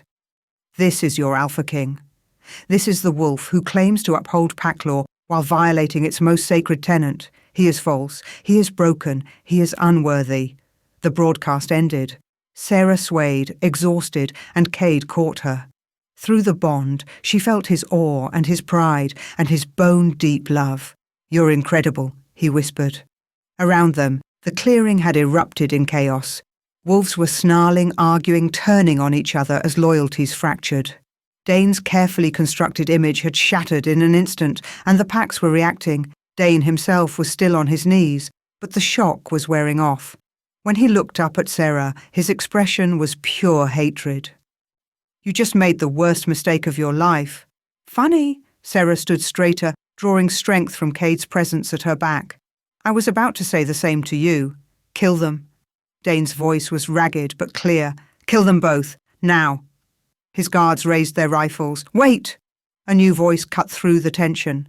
One of the enforcers, the chief enforcer, Sarah realized, recognizing his scent from the messenger who'd brought the summons. He pushed through the crowd, moving with predatory grace, and Cade went absolutely still beside her. Rafe, he breathed. The enforcer Rafe smiled. It was a terrible expression, full of old pain and older hatred. Hello, brother. Miss me? Brother, the word hit Sarah like a punch. This was Cade's brother, the traitor who'd destroyed his pack. You. Cade's voice was barely human. You're the chief enforcer. Marcus Voss was a convenient scapegoat, Rafe shrugged. Voss was already dead by the time I fed you his name.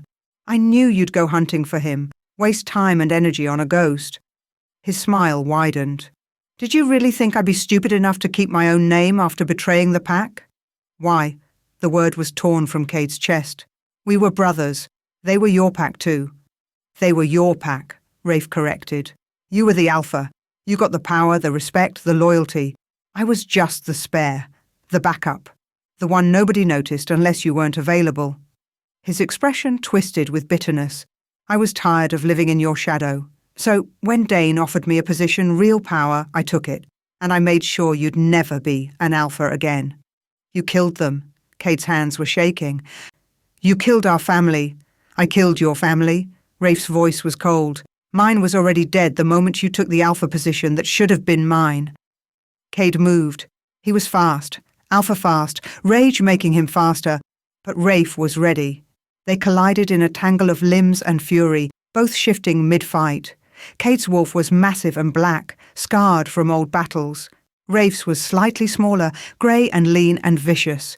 The clearing erupted. Dane's wolves moved to help Rafe, but the other packs held back, uncertain. The broadcast had shaken their faith. They weren't sure whose side to take anymore. Sarah watched the brothers fight, feeling Cade's rage and pain through the bond. Rafe was good, trained, strategic, fighting dirty, but Cade was fighting for more than revenge. He was fighting for his murdered pack, for his mate, for the future he'd finally allowed himself to believe in. He was winning. Then Rafe did something that changed everything.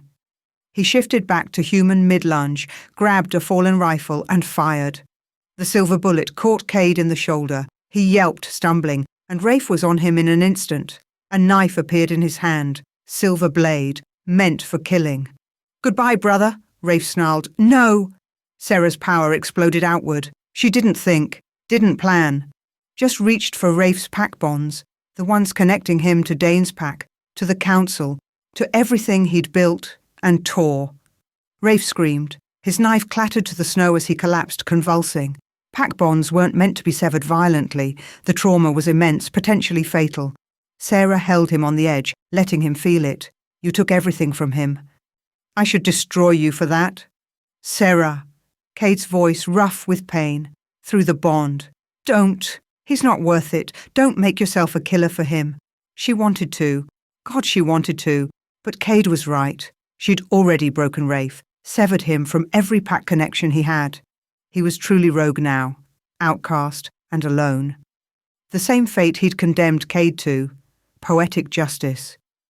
Sarah released him, and Rafe crumpled into a sobbing heap.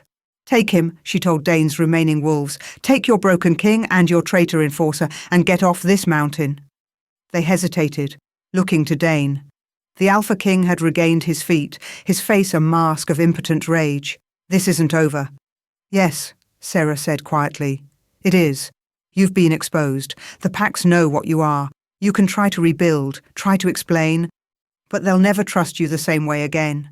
She stepped closer, her power making the air shimmer. "And if you ever come near me or my mate again, I will end you. Not just your bonds. You. Do you understand?" Dane stared at her, and for the first time she saw real fear in his eyes. "You'll regret this?" "The only thing I regret," Sarah said, "is ever believing I was broken. Now go."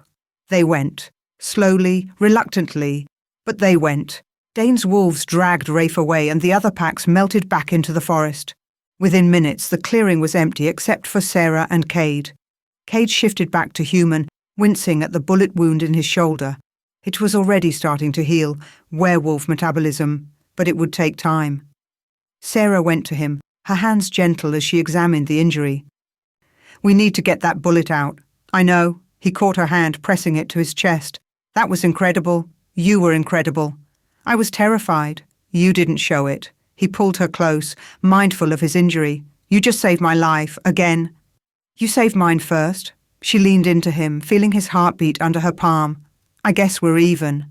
"Never." His lips brushed her forehead. "I'll spend the rest of my life trying to be worthy of you." "You already are," she whispered. They stood like that for a long moment, just breathing. Then Cade pulled back, frowning. "Do you hear that?" Sarah listened. Voices. Coming from the cabin. They ran. The door stood open. Inside, the floor had been pulled up, revealing a hidden staircase descending into darkness. And standing at the top of those stairs was a small group of wolves, 3 women and 2 men, all of them thin and wary, and watching Sarah and Cade with wide eyes. "Who are you?" Cade demanded. The oldest woman, maybe 40 with grey-streaked hair, stepped forward. "We're refugees. Rejected wolves, rogues, wolves who couldn't survive in pack life." She gestured to the staircase. "Eleanor Winters built this, a sanctuary. She saved us, gave us a place to hide and heal. We've been living in the network beneath this cabin for years." A network. Sarah moved to the staircase, peering down. Lantern light flickered from below, and she could see more movement. More wolves. Dozens of them, maybe. "My grandmother did this?" She breathed. "She saved us all," the woman said softly. "When she died, we thought the sanctuary would die with her. But then you came, and we felt your power during the fight, felt what you did to that Alpha King." Her eyes shone. "You're like her, a protector, a healer." Sarah looked at Cade. He looked back, and she saw the same stunned realization in his eyes. This was bigger than just them. Bigger than one cabin on a ley line. This was a legacy, a responsibility, a chance to build something that mattered. "We'll protect you," Sarah heard herself say. "All of you. This sanctuary stays, grows if needed. Anyone who needs shelter, who's been rejected or cast out or broken by pack politics, they can come here. We'll keep you safe." The woman's smile was tremulous. "Thank you. Thank you both." As the refugees retreated back down the stairs, giving them space, Cade pulled Sarah close. "You sure about this? Taking in strays? Becoming a target for every pack that doesn't like the idea of rejected wolves having a safe haven?" "I've never been more sure of anything." She looked up at him, this scarred, damaged, impossibly strong man who'd become her everything. "We're building something here. Something Nana started. Something that matters." "A pack," Cade said slowly, "for the wolves nobody wanted?" "Exactly," Sarah smiled. "What do you say, Alpha? Ready to lead again?" His answering smile was fierce and joyful and alive. "With you? Always." He kissed her then, deep and claiming, and the mate bond flared bright enough to light up the night. Outside, in the darkness, the forest watched and waited. And beneath the cabin in the sanctuary Eleanor Winters had built, rejected wolves found hope for the first time in years. The war wasn't over. Dane would regroup, plan, come at them another way. Other packs would come too, drawn by curiosity or greed or the desire to control a luminary Omega. But Sarah wasn't afraid anymore. She had her mate, her power, her purpose, and she had a pack to protect. Let them come. She'd be ready. Chapter 6. The first wolf arrived 3 days after Dane's retreat. She was young, maybe 20, with hollow eyes and scars on her wrists where silver chains had bitten deep. She collapsed at the edge of the clearing, too weak to make it to the cabin door, and Sarah found her while checking the perimeter. "Please," the girl whispered, "I heard there was a place, a sanctuary, for wolves like me." "There is." Sarah knelt beside her, her power rising instinctively to assess the damage. Broken pack bonds, severed brutally, malnourished, hypothermic. "You found it. You're safe now." The girl started crying. Her name was Maya, and she'd been rejected by her pack for refusing an arranged mating. They'd cast her out in the middle of winter with nothing but the clothes on her back. She'd been surviving in the woods for 2 weeks, slowly freezing to death. Sarah carried her inside, got her warm and fed, and spent the evening carefully healing the jagged edges of her severed pack bonds.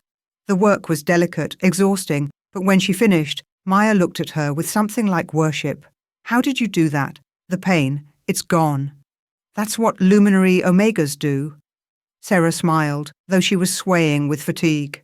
"We heal what others break." Maya stayed, and 3 days later, 2 more wolves arrived, then 4, then a dozen. By the end of the first month, they had 37 refugees living in the underground network beneath the cabin, with more arriving every week. "We need more space," Cade said one morning, surveying the overcrowded sanctuary below. "The network can't hold this many wolves safely. We need to expand." So they built. The refugees who were strong enough worked alongside them, clearing trees and raising structures.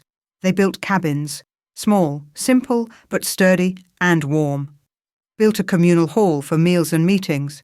Built storage sheds, a proper infirmary, even a small schoolhouse for the handful of children who'd arrived with their rejected parents. Thornwood Sanctuary grew from a single cabin into a settlement, a community, a pack, though not like any pack that had existed in centuries. "We need rule," Sarah told the assembled refugees one evening. Not the old pack laws about submission and hierarchy, new rules, fair ones. They hammered them out together over late nights and heated debates. No wolf would be forced to mate against their will. No one would be cast out for being weak or different. Disputes would be settled through mediation, not violence. And most importantly, membership was a choice. Anyone who wanted to leave could leave. No questions asked, no punishment. "It's revolutionary," murmured Thomas, a former beta who'd been rejected after his alpha died, and the new leadership wanted fresh blood. A pack based on choice rather than blood. "It's necessary," Sarah countered. "The old ways created us, created this need for sanctuary. We can do better." They did better. Cade stepped into his role as alpha with careful deliberation. He was different than he'd been before his pack's massacre, quieter, more thoughtful, slower to anger. He led through respect rather than dominance, and the refugees responded to it. Even the alphas among them, and there were several, deferred to him naturally. "You're good at this," Sarah told him one night, watching him settle a dispute between two wolves over hunting territory. "Leading. I have a good partner." He pulled her close, and the mate bond hummed with contentment between them. "Couldn't do this without you." But it wasn't easy. Nothing worthwhile ever was. The internal tension started small. A muttered comment here, a dark look there. Some of the refugees had been horribly abused by their former packs, and they carried that rage like a second skin. They wanted revenge. Wanted to make their former alphas pay for what had been done to them. "We should hit them," snarled Garrett, a scarred wolf who'd lost an eye to his alpha's discipline. "Form raiding parties. Show them what it feels like to be hunted." "No." Cade's voice was flat. "Absolute. That's not what we are. We're not raiders or revenge seekers. We're sanctuary. So we just let them get away with it?" Garrett's remaining eye blazed. "Let them keep abusing wolves while we hide in the woods?" "We don't hide." Sarah stepped forward, her power making the air shimmer slightly. "We survive. We build something better. And we show every rejected wolf in the territory that there's another way." She met Garrett's gaze steadily. "Revenge won't heal you. It'll just make you like them." Garrett subsided, but the resentment lingered. Sarah could feel it through the pack bonds she was slowly forming with each refugee. Careful, consensual connections that allowed her to sense their well-being without controlling them. The anger was there, simmering, waiting for the right spark. She hoped that spark never came. 6 weeks after Maya's arrival, Sarah was in the infirmary treating a young wolf's fever when the nausea hit. It came out of nowhere, sudden, overwhelming, sending her stumbling for the basin. She threw up violently, her whole body shaking, while the young wolf watched with worried eyes. "Are you okay?" he asked. "Fine." Sarah wiped her mouth, trying to smile. "Just tired. It's been a long day." But the nausea came back the next morning, and the morning after that, along with exhaustion so profound she could barely drag herself out of bed, and a strange sensitivity to smells that made the communal hall's breakfast cooking nearly unbearable. Cade noticed, of course. He noticed everything about her. "You need to rest," he said firmly on the 4th morning when she'd thrown up twice before dawn. "You're pushing too hard." "I'm fine." "You're not." He pressed his hand to her forehead, checking for fever. "Maybe it's a virus, or the healing work is taking too much out of you. Maybe." But something about it felt different, felt significant in a way she couldn't quite articulate. That afternoon, one of the older Omega refugees, a woman named Helen, who'd been a midwife before her rejection, pulled Sarah aside. "How long have you been feeling sick?" Helen asked quietly. 4 days. Why? Helen's smile was knowing. "And when was your last heat cycle?"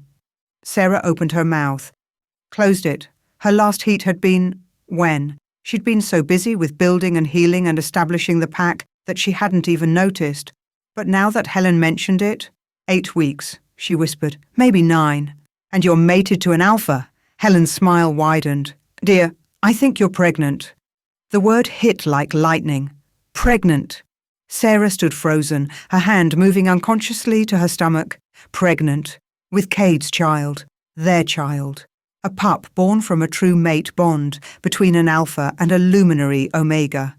That's not, we haven't, except they had. Multiple times in the heated aftermath of the mate bond snapping into place. They'd been careful, or thought they'd been, but apparently not careful enough. "I have a test kit," Helen offered gently. "Old-fashioned but reliable. Would you like to check?" Sarah nodded, not trusting her voice. 20 minutes later, she stared at the positive result with shaking hands. Pregnant. She was going to have a baby. The world tilted sideways, and she sat down hard on the infirmary cot. A baby. Cade's baby. In the middle of building a rogue pack, with the Lunar Council threatening them, and Dane still out there plotting revenge and internal tensions ready to explode at any moment. Perfect timing. "Sarah?" Helen's voice was gentle. "Are you all right?" "I don't know." Honest, raw. I don't know if I'm ready for this. No one's ever ready. Helen sat beside her, taking her hand. But you're strong, and you have a good mate. You'll figure it out. Would they? Sarah wanted to believe it, wanted to believe they could protect a child in this uncertain world they were building. But fear gnawed at her, cold and insistent. She needed to tell Cade, needed to... The warning bells rang, not an attack. These were different bells, the ones they'd strung up to announce visitors. Sarah pushed herself upright, stuffing the pregnancy test into her pocket and headed outside. A lone wolf stood at the edge of the clearing, hands raised in a gesture of peace. Male, thin, with the haunted look of someone who'd been living rough. And his scent. Cade emerged from the main cabin and went absolutely still. Rafe, his brother, the traitor, standing right there like he had any right to be. I come in peace. Rafe's voice was hoarse, broken. I'm not here to cause trouble. I need help. You need help. Cade's voice was dangerously quiet. You betrayed our pack, got them killed, tried to kill me, and now you need help. I know. Rafe's hands were still raised. I know what I did. I know there's no forgiveness for it, but I'm severed from every pack now. I'm dying, Cade. The bond trauma is killing me, and I have nowhere else to go. It was true. Sarah could see it through her power. Rafe's severed pack bonds were poisoning him, the spiritual wound festering like gangrene. Without treatment, he'd be dead within weeks. She should let him die. He deserved it. But she'd built this place as sanctuary for all rejected wolves, and Rafe, for all his crimes, was technically rejected now. No. Cade's voice cut through her thoughts. Absolutely not. He doesn't get sanctuary, not after what he did. Cade, no, Sarah. He turned to face her and his eyes were wild. Don't ask me to do this. Don't ask me to save the wolf who murdered my family. Through the bond, she felt his anguish, his rage, his absolute certainty that he couldn't forgive this, couldn't allow this, and she understood. God, she understood. But she also understood what it meant if they turned Rafe away. It meant their sanctuary had limits, conditions. It meant some wolves were too broken, too damaged, too guilty to deserve healing. It meant they were just like every other pack. I'm not asking you to forgive him, Sarah said quietly. I'm asking you to let me heal him, to uphold what we built here, a place where any rejected wolf can find refuge. Even murderers? Even them. She moved closer, her hand finding his. We don't have to trust him. We can keep him under guard, watch him constantly, but if we turn him away, we become what we're fighting against. Cade stared at her for a long moment. Through the bond, she felt him wrestling with it, his need for revenge against his need to honor what they were building, his love for his lost pack against his love for her. Finally, roughly, if he so much as looks at you wrong, I kill him. Agreed. They took Rafe in. He was given a small cabin on the far edge of the settlement, with guards posted outside 24 hours a day. Sarah treated his severed bonds carefully, painfully aware of Cade's presence at her back the entire time. His rage was a living thing, barely leashed, and she worked as quickly as she dared. Why? Rafe asked hoarsely when she'd finished. Why help me? I destroyed everything you care about. Because that's what we do here. Sarah stood, exhausted. We heal, even when it's hard, even when it hurts. Rafe said nothing, but something shifted in his eyes. Shame, maybe. Or the first faint stirring of remorse. Time would tell. The news from the outside world came through travelers and scouts. Dane had indeed petitioned the Lunar Council, claiming Sarah was building an army of rogues to overthrow the established packs. He painted Thornwood as a threat, a breeding ground for rebellion and chaos. They're convening a tribunal, reported Marcus, a former council scribe who'd been rejected for speaking against corruption. In 3 months, you'll have to appear and defend the sanctuary. Prove you're not a threat. How do we prove that? Sarah asked. I don't know. Marcus looked grim. The council's never seen anything like this. A pack built on choice, led by a luminary Omega and a rogue Alpha. They're terrified of what it represents. Change, Cade said quietly. We represent change. And people with power don't like change. 3 months. Sarah put her hand on her stomach where their child was growing. 3 months to prepare a defense, to hold the sanctuary together, to somehow convince the council that they weren't the enemy. No pressure. That night, lying in bed with Cade, Sarah finally found the courage. "I need to tell you something." He turned to face her, immediately alert. Through the bond, concern, attention, love. "What's wrong?" "Nothing's wrong, at least I don't think so." She took his hand and placed it on her stomach. "I'm pregnant." Cade went absolutely still. "Pregnant." "About 9 weeks, Helen thinks. I just found out today." The words tumbled out. "I know the timing is terrible, with the council and Dane and everything we're building here, but we're going to have a baby." "Cade?" His hand spread wide over her stomach, protective and wondering. "A baby? Is this—" She couldn't read his expression. "Say something." "I'm terrified," he said honestly. "Absolutely terrified. I lost my first pack. I can barely keep this one safe. And now there's going to be a child. Our child." His eyes met hers, and they were wet. "And I've never wanted anything more in my entire life." Sarah's breath caught. "Really? Really?" He pulled her close, careful of her stomach. "We'll figure it out. The council, Dane, all of it.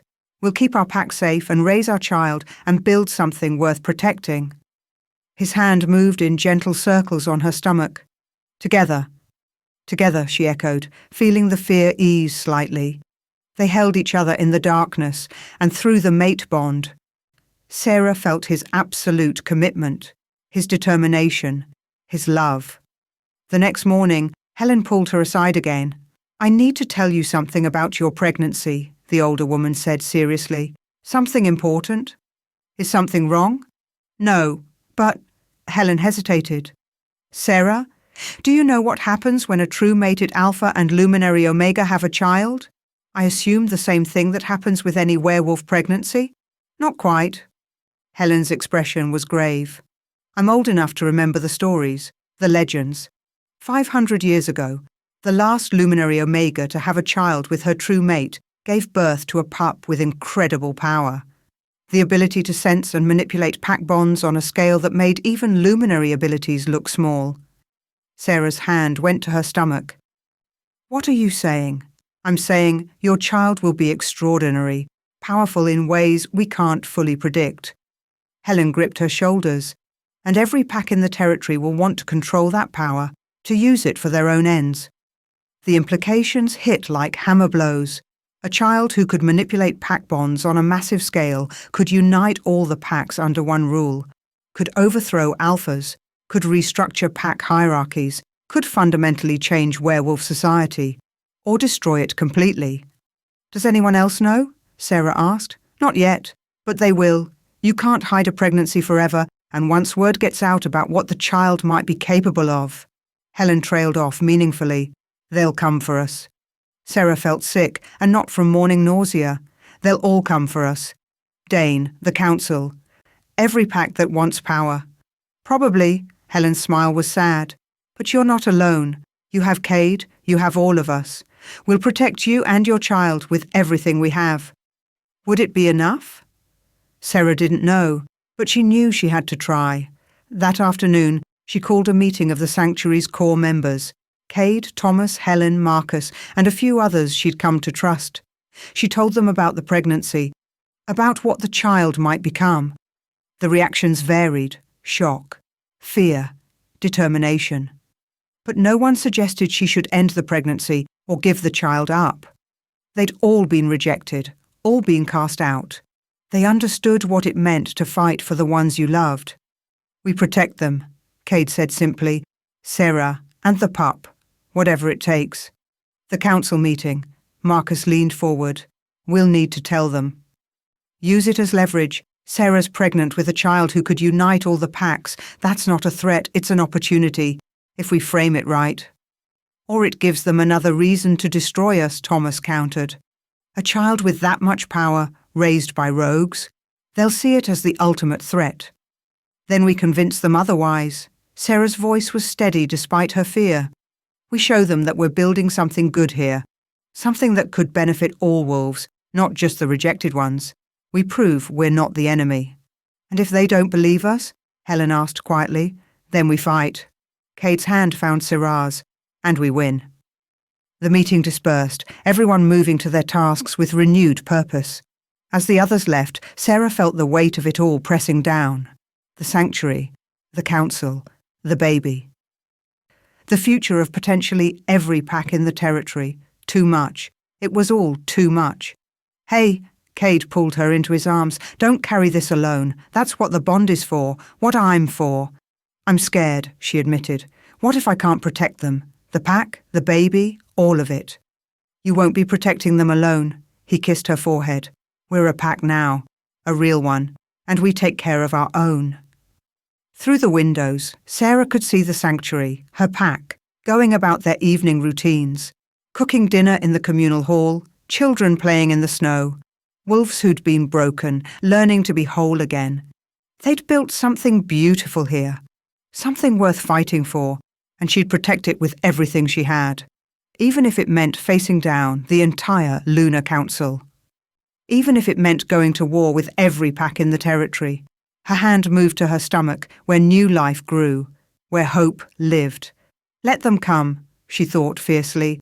Let them all come. She'd show them what a Luminary Omega could really do. Chapter 7, something was wrong. Sarah felt it first in her dreams. Nightmares of the ley line turning black, of the sanctuary's foundations crumbling, of wolves screaming as their bonds twisted into nooses. She woke gasping, Cade's arms immediately around her, but the dread followed her into waking. Just nerves, she told him, though she didn't believe it. The council meeting is tomorrow. I'm scared. He held her tighter. We'll face it together. But the feeling didn't fade. It grew stronger as the day wore on, a sick certainty that something was deeply, terribly wrong. The first incident happened at breakfast. Garrett, the scarred wolf who'd wanted revenge, lunged across the communal hall at Thomas. No warning, no provocation. Just sudden, violent rage. It took 4 wolves to pull him off, and even then he fought like something feral, all teeth and claws and mindless fury. What the hell? Cade demanded, holding Garrett down. What's gotten into you? Garrett's eyes were wild, unfocused. Can't... The bonds, they're burning. Then he passed out. An hour later, Maya attacked Helen, sweet, gentle Maya, who'd been so grateful for sanctuary, suddenly snarling and vicious. Then 2 more wolves started fighting each other for no apparent reason, and a mother who'd been peaceful for weeks tried to strike her own child. Panic rippled through the sanctuary. Something's wrong with them, Helen said, checking Garrett's vitals. They're pack bonds. I can feel them even without luminary abilities. They're twisted, corrupted somehow. Sarah reached out with her power, and her blood ran cold. The bonds she'd so carefully healed and nurtured were warping, turning from gold to sickly green-black, pulsing with something that felt wrong, poisonous. The wolves she'd connected to the sanctuary pack were being driven mad by their own bonds. How is this possible? She whispered. The ley line. Thomas had gone pale. It has to be. The bonds are powered by it. If something's corrupting the ley line, then the bonds corrupt too. Sarah's hand went to her stomach. Her baby. Her baby was connected to her, and she was connected to the ley line through her power. If the corruption spread, she ran. Out of the infirmary, across the settlement, toward the sacred grove, where the ley line's power was strongest. Cade followed, his worry a sharp spike through their mate bond. The grove had changed. The ancient pines were browning, their needles falling in drifts. The snow had melted in patches, revealing earth that looked diseased, grey and cracked and wrong. And the air itself felt thick, tainted, like breathing through rotted cloth. In the centre of the circle, where the ley line's power should have been pure and bright, knelt Rafe. He looked up as they approached, and his smile was terrible. Took you long enough to notice. Cade's wolf rose immediately to the surface. What did you do? My job. Rafe stood, and Sarah saw the vials in his hands. Empty vials, she realised with horror. Whatever had been in them was already gone, poured into the earth, into the ley line. Dane sends his regards. You poisoned it. Sarah's voice shook. You've been poisoning the ley line since you got here, making us trust you, letting me heal you, and all along you were destroying everything. Give the luminary a prize. Rafe's grin widened. Shadowbane extract, mixed with corrupted wolfsbane and a few other nasty ingredients Dane's pet witch cooked up. It's been seeping into the ley line for weeks, slowly corrupting the magic. And since your precious pack bonds are all tied to that magic, well... He gestured toward the settlement where screams were starting to rise. You can see the results. More wolves were turning. Sarah could feel them through the bonds, their minds fracturing as the corruption took hold. Soon they'd all be feral, mindless, dangerous to themselves and each other. Why? Cade's voice was barely human. Wasn't destroying one pack enough for you? Oh, brother. Rafe's smile vanished, replaced by something cold and hateful. I've been destroying you piece by piece for 5 years. Did you really think your first pack's massacre was the end of it? The words hung in the air like poison. What are you talking about? Cade's hands were shaking. The attack. You said you betrayed them for power. I lied. Rafe circled them slowly, a predator savouring the kill. Want to know the real story? The truth I've been sitting on all these years? Rafe, your mate, Lydia, sweet, gentle, perfect Lydia, who you loved so fucking much. Rafe's voice dripped venom. She was pregnant, did you know that? 6 months along with your pup, your heir, the future of the pack. Sarah saw Cade flinch like he'd been struck. Through the bond, agony, old and deep. I know, Cade's voice broke. They died in the attack, both of them. I found them. You found what I wanted you to find. Rafe stopped circling. The attack didn't kill them, brother. I did, weeks before. Poisoned Lydia's tea with something slow and painful, made it look like a miscarriage and complications. She bled out over 3 days calling for you, and I held her hand and told her you were coming. His smile was a wound. You weren't. You were on the northern border, dealing with a false threat I'd arranged. By the time you got back, they were already buried. The words landed like hammer blows. Sarah felt Cade's shock and horror through the bond, felt the world tilt beneath him. No. Barely a whisper. No, that's not. You wouldn't. I would, I did. Rafe's voice was matter of fact. Because you were too strong with them, too stable, too good at being alpha. I needed you broken, needed you weak and grieving and destroyed. So I took them from you. He tilted his head. Then I arranged the pack massacre to finish the job. Figured if I couldn't have the alpha position, neither should you. Cade's shift was instantaneous. His wolf exploded through, massive and black and absolutely feral with rage. He hit Rafe before his brother could react, and they went down in a tangle of fur and teeth and violence. Sarah stumbled back, her hand on her stomach, watching the brothers tear into each other. She should stop this, should separate them. But the corruption was spreading, she could feel it, and if she didn't do something fast, everyone would. A scream from the settlement, then another. The bonds were failing completely now. The wolves trapped in their own minds as the madness took hold. Sarah ran for the ley line's epicenter. The earth was worse here, black and cracked, oozing something that looked like tar. The wrongness was overwhelming, making her stomach heave. She dropped to her knees and pressed her hands to the ground, reaching for her power. The ley line responded sluggishly, its once bright energy now choked and dying. She could feel the poison in it, spreading like infection through her bloodstream. Could feel it reaching for her through the pack bonds, reaching for her baby. No, she wouldn't let this happen. Sarah gathered her power and pushed. It was like trying to heal a wound while someone poured acid into it. The corruption fought her, writhing and resisting, and for every inch she purified, 2 more turned black. She wasn't strong enough. Couldn't work fast enough. The poison was too deep, too widespread. Behind her, Cade and Rafe's battle raged. She heard snarling, the wet sounds of tearing flesh. Through the bond, Cade's rage and pain and grief, all the agony of 5 years compressed into one terrible moment. You killed them! Cade's roar was barely human. You killed my mate, my child. She wasn't your true mate. Rafe's voice was mocking even through his injuries. The goddess makes mistakes, brother. Lydia was just a placeholder. You would have found your real mate eventually and forgotten all about her. I loved her. But you love the luminary more. Rafe laughed, high and unhinged. Funny, isn't it? I murdered your first family to break you, and all I did was clear the way for your true mate. The moon goddess has a sick sense of humour. The words cut through Sarah's concentration.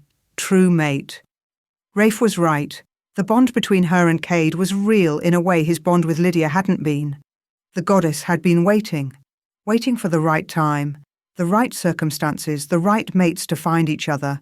But it didn't make Lydia's death any less of a tragedy, didn't make Rafe's crime any less monstrous. Sarah pushed harder at the corruption, feeling her power drain. She was using too much too fast, burning through her reserves at a dangerous rate. But if she stopped, if she let the ley line fail completely, another scream. Closer this time, the refugees were coming, drawn by the ley line's death throes. She could feel them through the bonds, their minds fracturing, their wolves taking over in the worst possible way. They'd tear each other apart, would tear her apart. Sarah! Cade's voice desperate. Get back! I can't, if they reach you. He couldn't fight his brother and protect her at the same time. She knew that. But she couldn't abandon the ley line either. Impossible choice. Behind her, something shifted. Cade made a sound. Part howl, part scream. And she felt it through the bond. Victory and grief and finality all at once. She turned in time to see Rafe's wolf form collapse. His throat was torn out, blood pooling black in the diseased earth. He'd shifted back to human at the end, and his eyes found hers with his last breath. Should have killed you first, he gurgled. Then nothing. Cade stood over his brother's body, covered in blood, shaking with the aftermath of violence and grief. Through the bond, Sarah felt his devastation. He'd killed his own brother. Had to, but it still broke something inside him. Cade, save them. His voice was raw. Save our pack. I'll hold off the ferals. He shifted again and moved to intercept the refugees stumbling into the grove. They came in ones and twos, then in a rush, wolves driven mad by corrupted bonds, attacking anything that moved. Cade fought them off with desperate efficiency, trying not to kill, but some weren't giving him a choice. Sarah turned back to the ley line and dug deeper. The corruption was winning. For every thread she purified, 5 more turned black. Her power was draining fast, and she could feel it pulling on the baby, using her pregnancy's energy, her child's developing life force, to fuel the healing. No, not that. She couldn't, but if she stopped, everyone died. The refugees, Cade, the baby, everyone. The corruption would consume the ley line completely, would poison the land for miles around, would kill anything connected to it.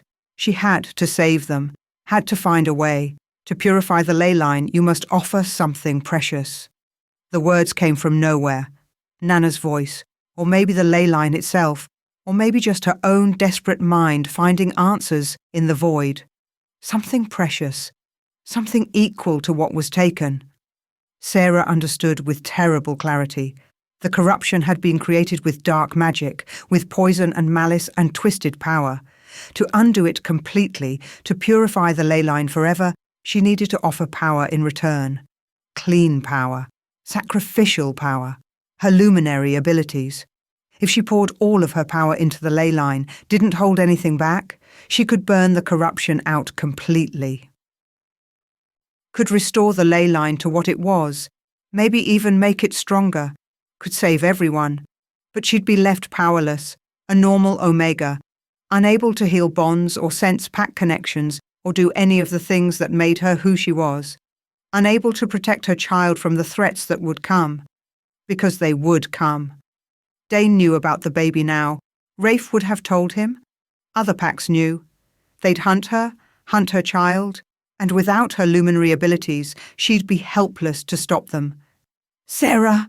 Cade's roar cut through her spiraling thoughts. Whatever you're going to do, do it now. The ferals were overwhelming him. There were too many, and more coming every second. If she didn't act fast, they'd break through, they'd kill Cade, then they'd kill her, then her baby would die too. No choice. There was no choice. Sarah closed her eyes and opened herself completely to the ley line. Her power flooded out, all of it, every drop, the vast well of energy that made her a luminary Omega. She felt it pouring into the earth, into the ley line, burning through the corruption like wildfire through dry grass. It hurt. God, it hurt, like being flayed alive from the inside out, like having part of her soul torn away. But it was working. The corruption retreated, the black tar turning clear. The diseased earth began to heal. The poisoned magic purified, inch by agonizing inch. Through the pack bonds, she felt the refugees stabilize, felt their minds clear, their wolves retreat. The madness was lifting. She was saving them. But the price? The power drained out of her in a rush, and Sarah collapsed, her vision greyed at the edges. She could feel her luminary abilities dying, could feel the connection to pack bonds fading like a lamp going out. Almost there. Just a little more. "Sarah, stop!" Cade was at her side suddenly, his hands on her shoulders. "You're killing yourself, stop!" "Can't." The word was barely audible. "Have to finish." "No." His voice broke. "Not like this. I won't lose you too." But she was already gone, already committed. The last of her power flooded into the ley line, and with it, the last piece of her luminary nature. The corruption burned away completely. The ley line flared bright, brighter than it had ever been, pure and clean and whole. The earth turned green again. The trees straightened, their needles darkening to healthy pine. The air cleared. The sanctuary was saved, and Sarah was empty. She looked up at Cade through swimming vision and tried to smile. It worked. "You're not glowing anymore." His voice was hollow. "Your eyes, they're normal. Sarah, what did you do?" "What I had to." She put her hand over his, over the baby. "They're safe now, all of them." "But you—" He couldn't finish. Through the bond, the mate bond, still intact even without her luminary powers, she felt his devastation. "You gave up your power." "I gave up my abilities," she corrected gently.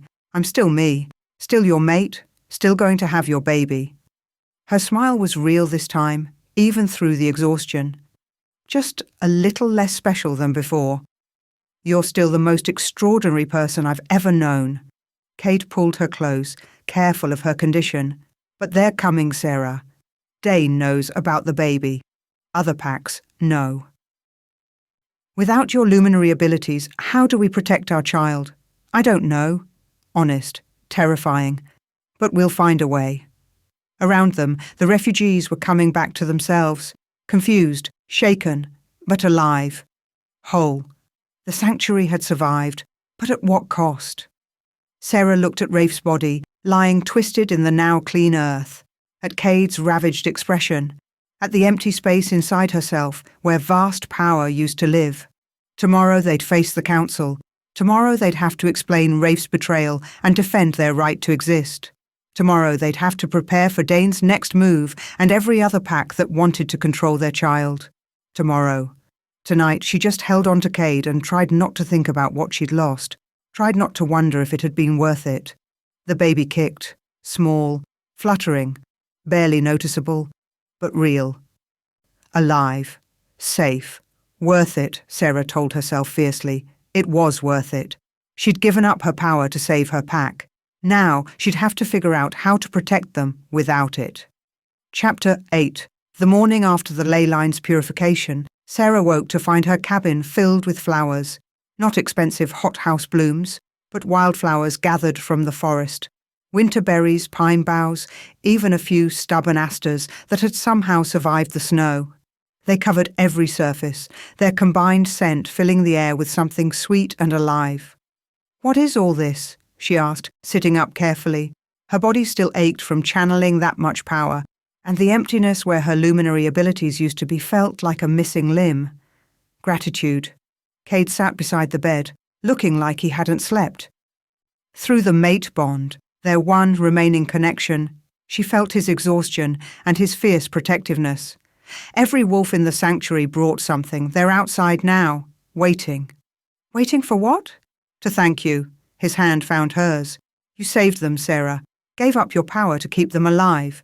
They want you to know what that means to them.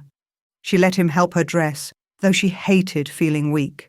Hated the vulnerability of being a normal Omega now, without the power that had made her special, made her useful. "Stop," Cade said quietly, reading her thoughts through the bond. "You're still you. I'm still the woman who built a sanctuary from nothing, still my mate, still carrying our child." He pressed his hand to her stomach. "Still the strongest person I know." "I don't feel strong." "You will." He kissed her forehead. "Come on." They're waiting. Outside, the entire sanctuary had gathered, nearly 80 wolves now, Sarah counted with dizzy disbelief. They'd grown so much in just a few months. All of them stood in a loose circle around the cabin, and when she emerged, they dropped to one knee in unison. "What are you?" "No, get up." Sarah moved forward, flustered. "You don't kneel to me. That's not what we are here." "You're wrong," Maya spoke, her young voice clear and strong. "We don't kneel because you have power. We kneel because you gave it up. For us. You could have saved yourself, saved your baby, and let us die. But you didn't." She stood, and the others followed. "We pledge ourselves to you, not to your power, to you." "To Sarah Winters," Thomas said, his voice carrying. "Alpha female of Thornwood, first of her name. Builder of sanctuary." "To Sarah," the pack roared as one. The sound washed over her, and Sarah felt tears streaming down her face. Not from grief, but from something else. Something that felt like coming home. Cade's arm came around her shoulders. "Still think you're not strong?" She leaned into him and let herself believe it. The Lunar Council arrived at noon. 5 members travelling in a convoy with armed guards, looking grim and official in their formal robes. Sarah watched them from the communal hall's window, her hand instinctively moving to her stomach. 4 months along now, just starting to show. "Ready?" Cade asked. "No." She turned to face him. "But let's do this anyway." They'd prepared carefully. The sanctuary had been cleaned, organised, made to look as peaceful and legitimate as possible. The refugees, Sarah had to stop thinking of them that way, they were pack now, had been briefed on what to say and how to act. No aggression, no defiance, just honest testimony about what Thornwood had given them. Hope, she thought. We gave them hope. The council better damn well recognise that.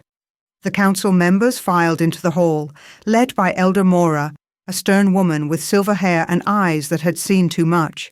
She surveyed the room with a critical gaze, taking in the gathered wolves, the modest but solid construction, the children playing quietly in one corner. "Sarah Winters." Her voice was formal. "You stand accused of building an illegal pack, of harbouring rogues and fugitives, and of threatening the established pack structure of this territory. How do you plead?" "Not guilty." Sarah stepped forward and Cade moved with her. A united front. "We've built a sanctuary, not an army, a place where rejected wolves can heal and find community. That's not a crime. That's survival. And yet you've gathered dozens of wolves with no allegiance to their birth packs, no alpha bloodline to legitimize your claim to leadership." Another council member spoke. Elder Darius, younger than Mora, but just as stern. "You've created chaos where there should be order." "We've created choice where there was only suffering," Sarah countered. "Every wolf here came willingly, can stay or leave as they choose. We're not holding anyone prisoner." "And who leads this sanctuary?"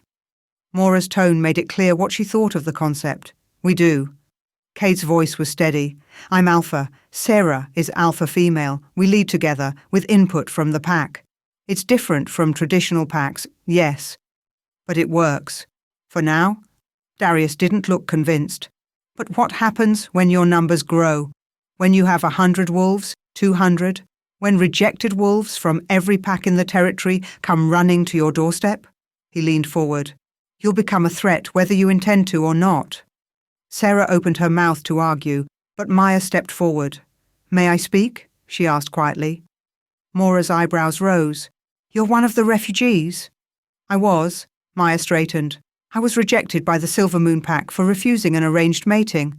They cast me out in winter with nothing. I would have died if Sarah hadn't found me." She gestured to the other wolves. "We all would have, but here's what you need to understand. We didn't come here to hide forever. We came to heal." "Meaning?" Darius prompted. "Meaning I went back." Maya's voice strengthened. 3 weeks ago, I went back to my birth pack and I stood before my former alpha, and I told him what I'd learned here, about choice, about building strength without violence, about being valued for more than breeding potential. She smiled slightly. And you know what? He listened. Changed some of our pack's laws. Other rejected wolves have started coming back, asking to rejoin. We're not destroying packs, we're healing them. Murmurs spread through the council members. Elder Mora held up a hand for silence. Others have done this? Returned to their birth packs? 17 of us, Thomas spoke up. We came to Thornwood broken, we left whole, and we brought that healing back with us. He met Mora's gaze steadily. This sanctuary isn't a threat. It's a catalyst for change. Change the old packs don't want, another council member muttered. Change they need, Helen corrected firmly. I served as a midwife for 40 years before I was rejected for speaking against our alpha's cruelty. I know what happens in packs that don't change, that cling to the old ways. Abuse, suffering, wolves who'd rather die than continue living under those rules. Her voice hardened. You can shut down this sanctuary, but you can't stop what it represents. The idea is out there now. Other sanctuaries will spring up. Other rejected wolves will find ways to survive. The council members exchanged glances. Sarah held her breath. Then the doors to the hall opened and a new group entered. Wolves wearing the colours of different packs, at least a dozen, Sarah counted with shock. They filed in and arranged themselves in front of the council, and one by one they spoke. I'm Iris Clearwater, from the Nightfall Pack. I rejected 3 months ago for being too weak. Thornwood took me in. Sarah healed my bonds. The woman's voice shook. Last week, I returned home. My alpha, seeing what the healing had done for me, asked Sarah to visit our pack, to teach our healers her methods. She declined. Said she didn't have that power anymore, but she sent Helen instead. Nightfall Pack formally supports Thornwood's recognition. Another wolf stepped forward. Marcus Redstone, formerly of the Ironjaw Pack. I was here for 2 months. Thornwood saved my life. My alpha wants to establish a formal alliance. Rejected wolves from our pack who need healing can come here, and in return, we'll provide protection and resources. One by one, they spoke. Representatives from packs across the territory, all telling the same story. Thornwood had helped their rejected members, had shown them a better way. They wanted Thornwood to continue. Elder Mora's expression had shifted from stern to thoughtful. How many packs support this sanctuary? 12 have sent representatives, Iris said. Another 8 have sent messages of support. 20 packs. Sarah's legs felt weak. 20 packs were supporting them. And what of Alpha King Dane? Darius asked. He was most vocal in his opposition, claims this sanctuary is a direct threat to his authority. Dane Ashford is a fraud. The new voice came from the back of the hall and everyone turned. A woman in council robes entered, someone Sarah didn't recognize, but from the way the other council members straightened, clearly someone important. She moved to stand before Mora, pulling out a scroll. I'm Councillor Thea, head of the Bonds Division. After reviewing evidence provided by multiple sources, including testimony from witnesses at the original rejection ceremony, I've concluded that Dane Ashford manipulated his mate Bond recognition with Sarah Winters. She unrolled the scroll. He knew she was a Luminary Omega, knew she was not his true mate, and he deliberately blocked her true bond while creating a false recognition, intending to use her power for his own gain. Gasps rippled through the hall. Even Mora looked shocked. That's not just fraud, Thea continued. It's a violation of the most sacred pack laws. Bond manipulation is grounds for immediate removal from alpha status. She turned to face the room. Dane Ashford has been stripped of his title, effective immediately. His pack is being dissolved and its members redistributed to allied packs. He will face trial for his crimes. Sarah's hand found Cade's. Through the bond, his fierce satisfaction, his relief that Dane would finally face justice. Furthermore, Thea said, I've reviewed the structure of Thornwood Sanctuary. The bonds here are stable, consensual, and remarkably healthy. Healthier, in fact, than many traditional packs I've evaluated. She looked directly at Sarah. You may have lost your luminary abilities, but your work here speaks for itself. You've created something extraordinary. Mora stood, her expression grave but not unkind. The Lunar Council has heard testimony, we've reviewed the evidence, and we've reached a decision. She looked at Sarah and Cade. Thornwood Sanctuary is hereby granted official recognition as the Thornwood Pack, first sanctuary pack in werewolf history. You will have the same rights and protections as any traditional pack, with certain conditions. Conditions? Cade's voice was wary. You must maintain detailed records of all pack members. You must not actively recruit from other packs. Rejected wolves may seek you out, but you cannot poach. And you must submit to annual council reviews to ensure the pack remains stable. Mora's expression softened slightly. Do you accept these terms? Yes. Sarah didn't hesitate. We accept. Then congratulations, Alpha Cade Thornwood and Alpha Female Sarah Thornwood, your pack is legitimate. Mora actually smiled. May it flourish. The hall erupted in cheers. Wolves were crying, hugging, celebrating. The impossible had happened. They'd gone from refugees to a real pack. Protected. Recognized. Legal. Sarah turned to Cade and he swept her up carefully, mindful of her pregnancy, spinning her in a circle. We did it. We did. She kissed him, tasting salt. His tears or hers, she wasn't sure. Didn't matter.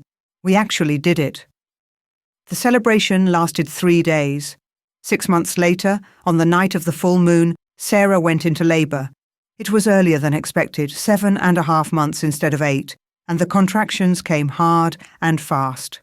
Helen mobilised the pack's healers while Cade paced outside the cabin like a caged wolf, unable to stand still. She's strong, Helen told him for the 5th time, and the babies are strong. Stop worrying. Babies plural, Cade muttered. Twins. Because one heart attack wasn't enough. They discovered it during a healer's examination 3 months ago, had 2 heartbeats instead of 1. Twin daughters, growing strong despite Sarah's lost powers, despite everything. The labour lasted 8 hours. Sarah had endured rejections and blizzards and battles with Alpha Kings, but nothing had prepared her for this. The pain was immense, overwhelming, and just when she thought she couldn't take any more, Helen said, "Push, now." She pushed. The first baby came with a wail that pierced the night. Strong lungs, Helen said approvingly. Then the second, minutes later, her cry just as fierce. Girls, Helen confirmed, cleaning them quickly and wrapping them in soft blankets, both healthy, both perfect. Sarah held them, one in each arm, and felt something in her chest expand. Love. Pure and uncomplicated and vast enough to drown in. They were tiny, red-faced, screaming their displeasure at being born. Beautiful. Can I? Cade appeared in the doorway looking terrified and hopeful. Come meet your daughters, Sarah said, her voice thick with tears. He crossed the cabin in 3 strides and knelt beside the bed, staring at the babies with wonder. One of them opened her eyes, silver, like his, and seemed to study him gravely. The other yawned, showing pink gums, and promptly fell asleep. They're perfect, he breathed. They are. Sarah looked between her daughters and her mate. What should we name them? They'd discussed it before, but now actually holding them, the names needed to be right. Lydia, Cade said softly. For the first, if you're okay with... It's perfect, Sarah understood.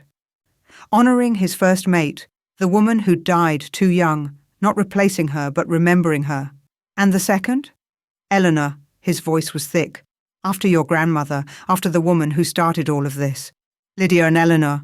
Sarah looked down at her daughters, at the future of their pack, and smiled. Welcome home, little ones. The pack celebrated the birth with a feast under the full moon. Wolves gathered in the sacred grove, where the ley line pulsed clean and strong, and sang the old songs of welcome. Children danced between the trees while their parents watched, and for one perfect night, everything was peaceful. Sarah stood at the edge of the grove, wrapped in furs, watching her pack celebrate.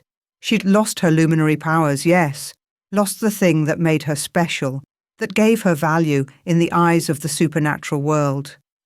But she'd gained everything that mattered, a mate who loved her fiercely and completely, twin daughters who would grow up free and valued and strong, a pack that chose to follow her not because they had to, but because they wanted to, a sanctuary that was changing the face of werewolf culture, one rejected wolf at a time. No regrets? Cade asked, appearing at her side with 2 mugs of warm cider. Not even one. She took the cider and leaned into him. This is exactly where I'm supposed to be. They stood together, watching their pack celebrate, until Sarah noticed something. In the cabin, where the twins slept in their cradle, a light had begun to glow. Soft, silver-white, pulsing in time with the full moon. Cade, they ran. Inside, the twins were sleeping peacefully, but on their foreheads, glowing faintly in the moonlight, were marks. Identical symbols, a crescent moon surrounded by stars, the ancient sign of the moon goddess herself. "What is that?" Cade whispered. "A blessing." Helen had followed them in, and her expression was awed. Or a prophecy, sometimes both. She moved closer, studying the marks. "The moon goddess has marked your daughters as special, as chosen for some great purpose." "What purpose?" Helen shook her head. "That's not for me to say, but I know the old legends. When the goddess marks a child, it means they'll change the world." She looked at Sarah. "Your daughters carry your luminary gift, but they carry something more, something unprecedented." As if in response, the air in the cabin shifted. A presence filled the room, vast, ancient, feminine. The moon goddess herself, or at least an echo of her power. A voice whispered through Sarah's mind. Through Cade's, through every wolf connected to Thornwood. The daughters of the luminary shall walk between worlds. United in purpose, they will bridge what was broken. Divided in intent, they will shatter what remains. Their choice will determine the fate of all wolves, one species united in harmony, or scattered tribes forever at war. This is my prophecy. This is my gift. This is my challenge. The presence faded, leaving only silence. Sarah stared at her sleeping daughters, her heart pounding. They'll unite all wolves or destroy them. "No pressure," Cade said faintly. Despite everything, Sarah laughed. It was absurd. They'd barely survived building one sanctuary pack, and now their daughters were prophesied to either save or destroy the entire werewolf species. But as she looked at Lydia and Eleanor, sleeping peacefully with the goddess's mark on their foreheads, she felt something unexpected. Hope, because she'd been rejected and broken, had survived a blizzard and a corrupt Alpha King, had built a sanctuary from nothing and given up her power to save it. If she could do all that, maybe her daughters could handle their destiny too. "We'll raise them right," she said firmly. "Teach them about choice and compassion and strength that doesn't come from power. Teach them that unity doesn't mean conformity and that different wolves can still work together. And hope they choose unity over destruction," Cade added. "And hope." Sarah leaned into him, watching their daughters sleep. "That's all we can do. Love them, raise them, and hope." Outside, the pack continued celebrating. The Thornwood Pack, first of its kind. Built on choice and healing and the radical idea that rejected wolves deserved a second chance. Inside the cabin where it all began, Sarah and Cade stood watch over their daughters. The frozen cabin had become exactly what it was meant to be. A haven of warmth where the abandoned found family, the rejected found worth, and the broken found healing. The future was uncertain, dangerous even, but they'd face it together. Pack, family, home. Sarah had been rejected by her birth pack, had lost her luminary powers, had sacrificed everything she thought made her special. But standing here, in a cabin full of love, with a mate who cherished her and daughters, who would change the world, she understood something fundamental. She hadn't lost anything. She'd finally found everything she'd been searching for all along. The moon goddess's prophecy hung over them like a sword. But for tonight, in this moment, they were just a family. Just two wolves and their newborn daughters, surrounded by a pack that chose to love them. Tomorrow would bring new challenges, always did. Tonight, they celebrated. And in the sacred grove, where the ley line pulsed strong and pure, the forest itself seemed to hold its breath, waiting, watching, wondering what these marked children would become, waiting to see if love and choice would be enough to unite what centuries of tradition had broken apart, waiting for the daughters of the luminary to grow up and make their choice, unity or destruction, harmony or war. The fate of all wolves rested on tiny shoulders, in a cabin built for sanctuary, in a pack founded on hope.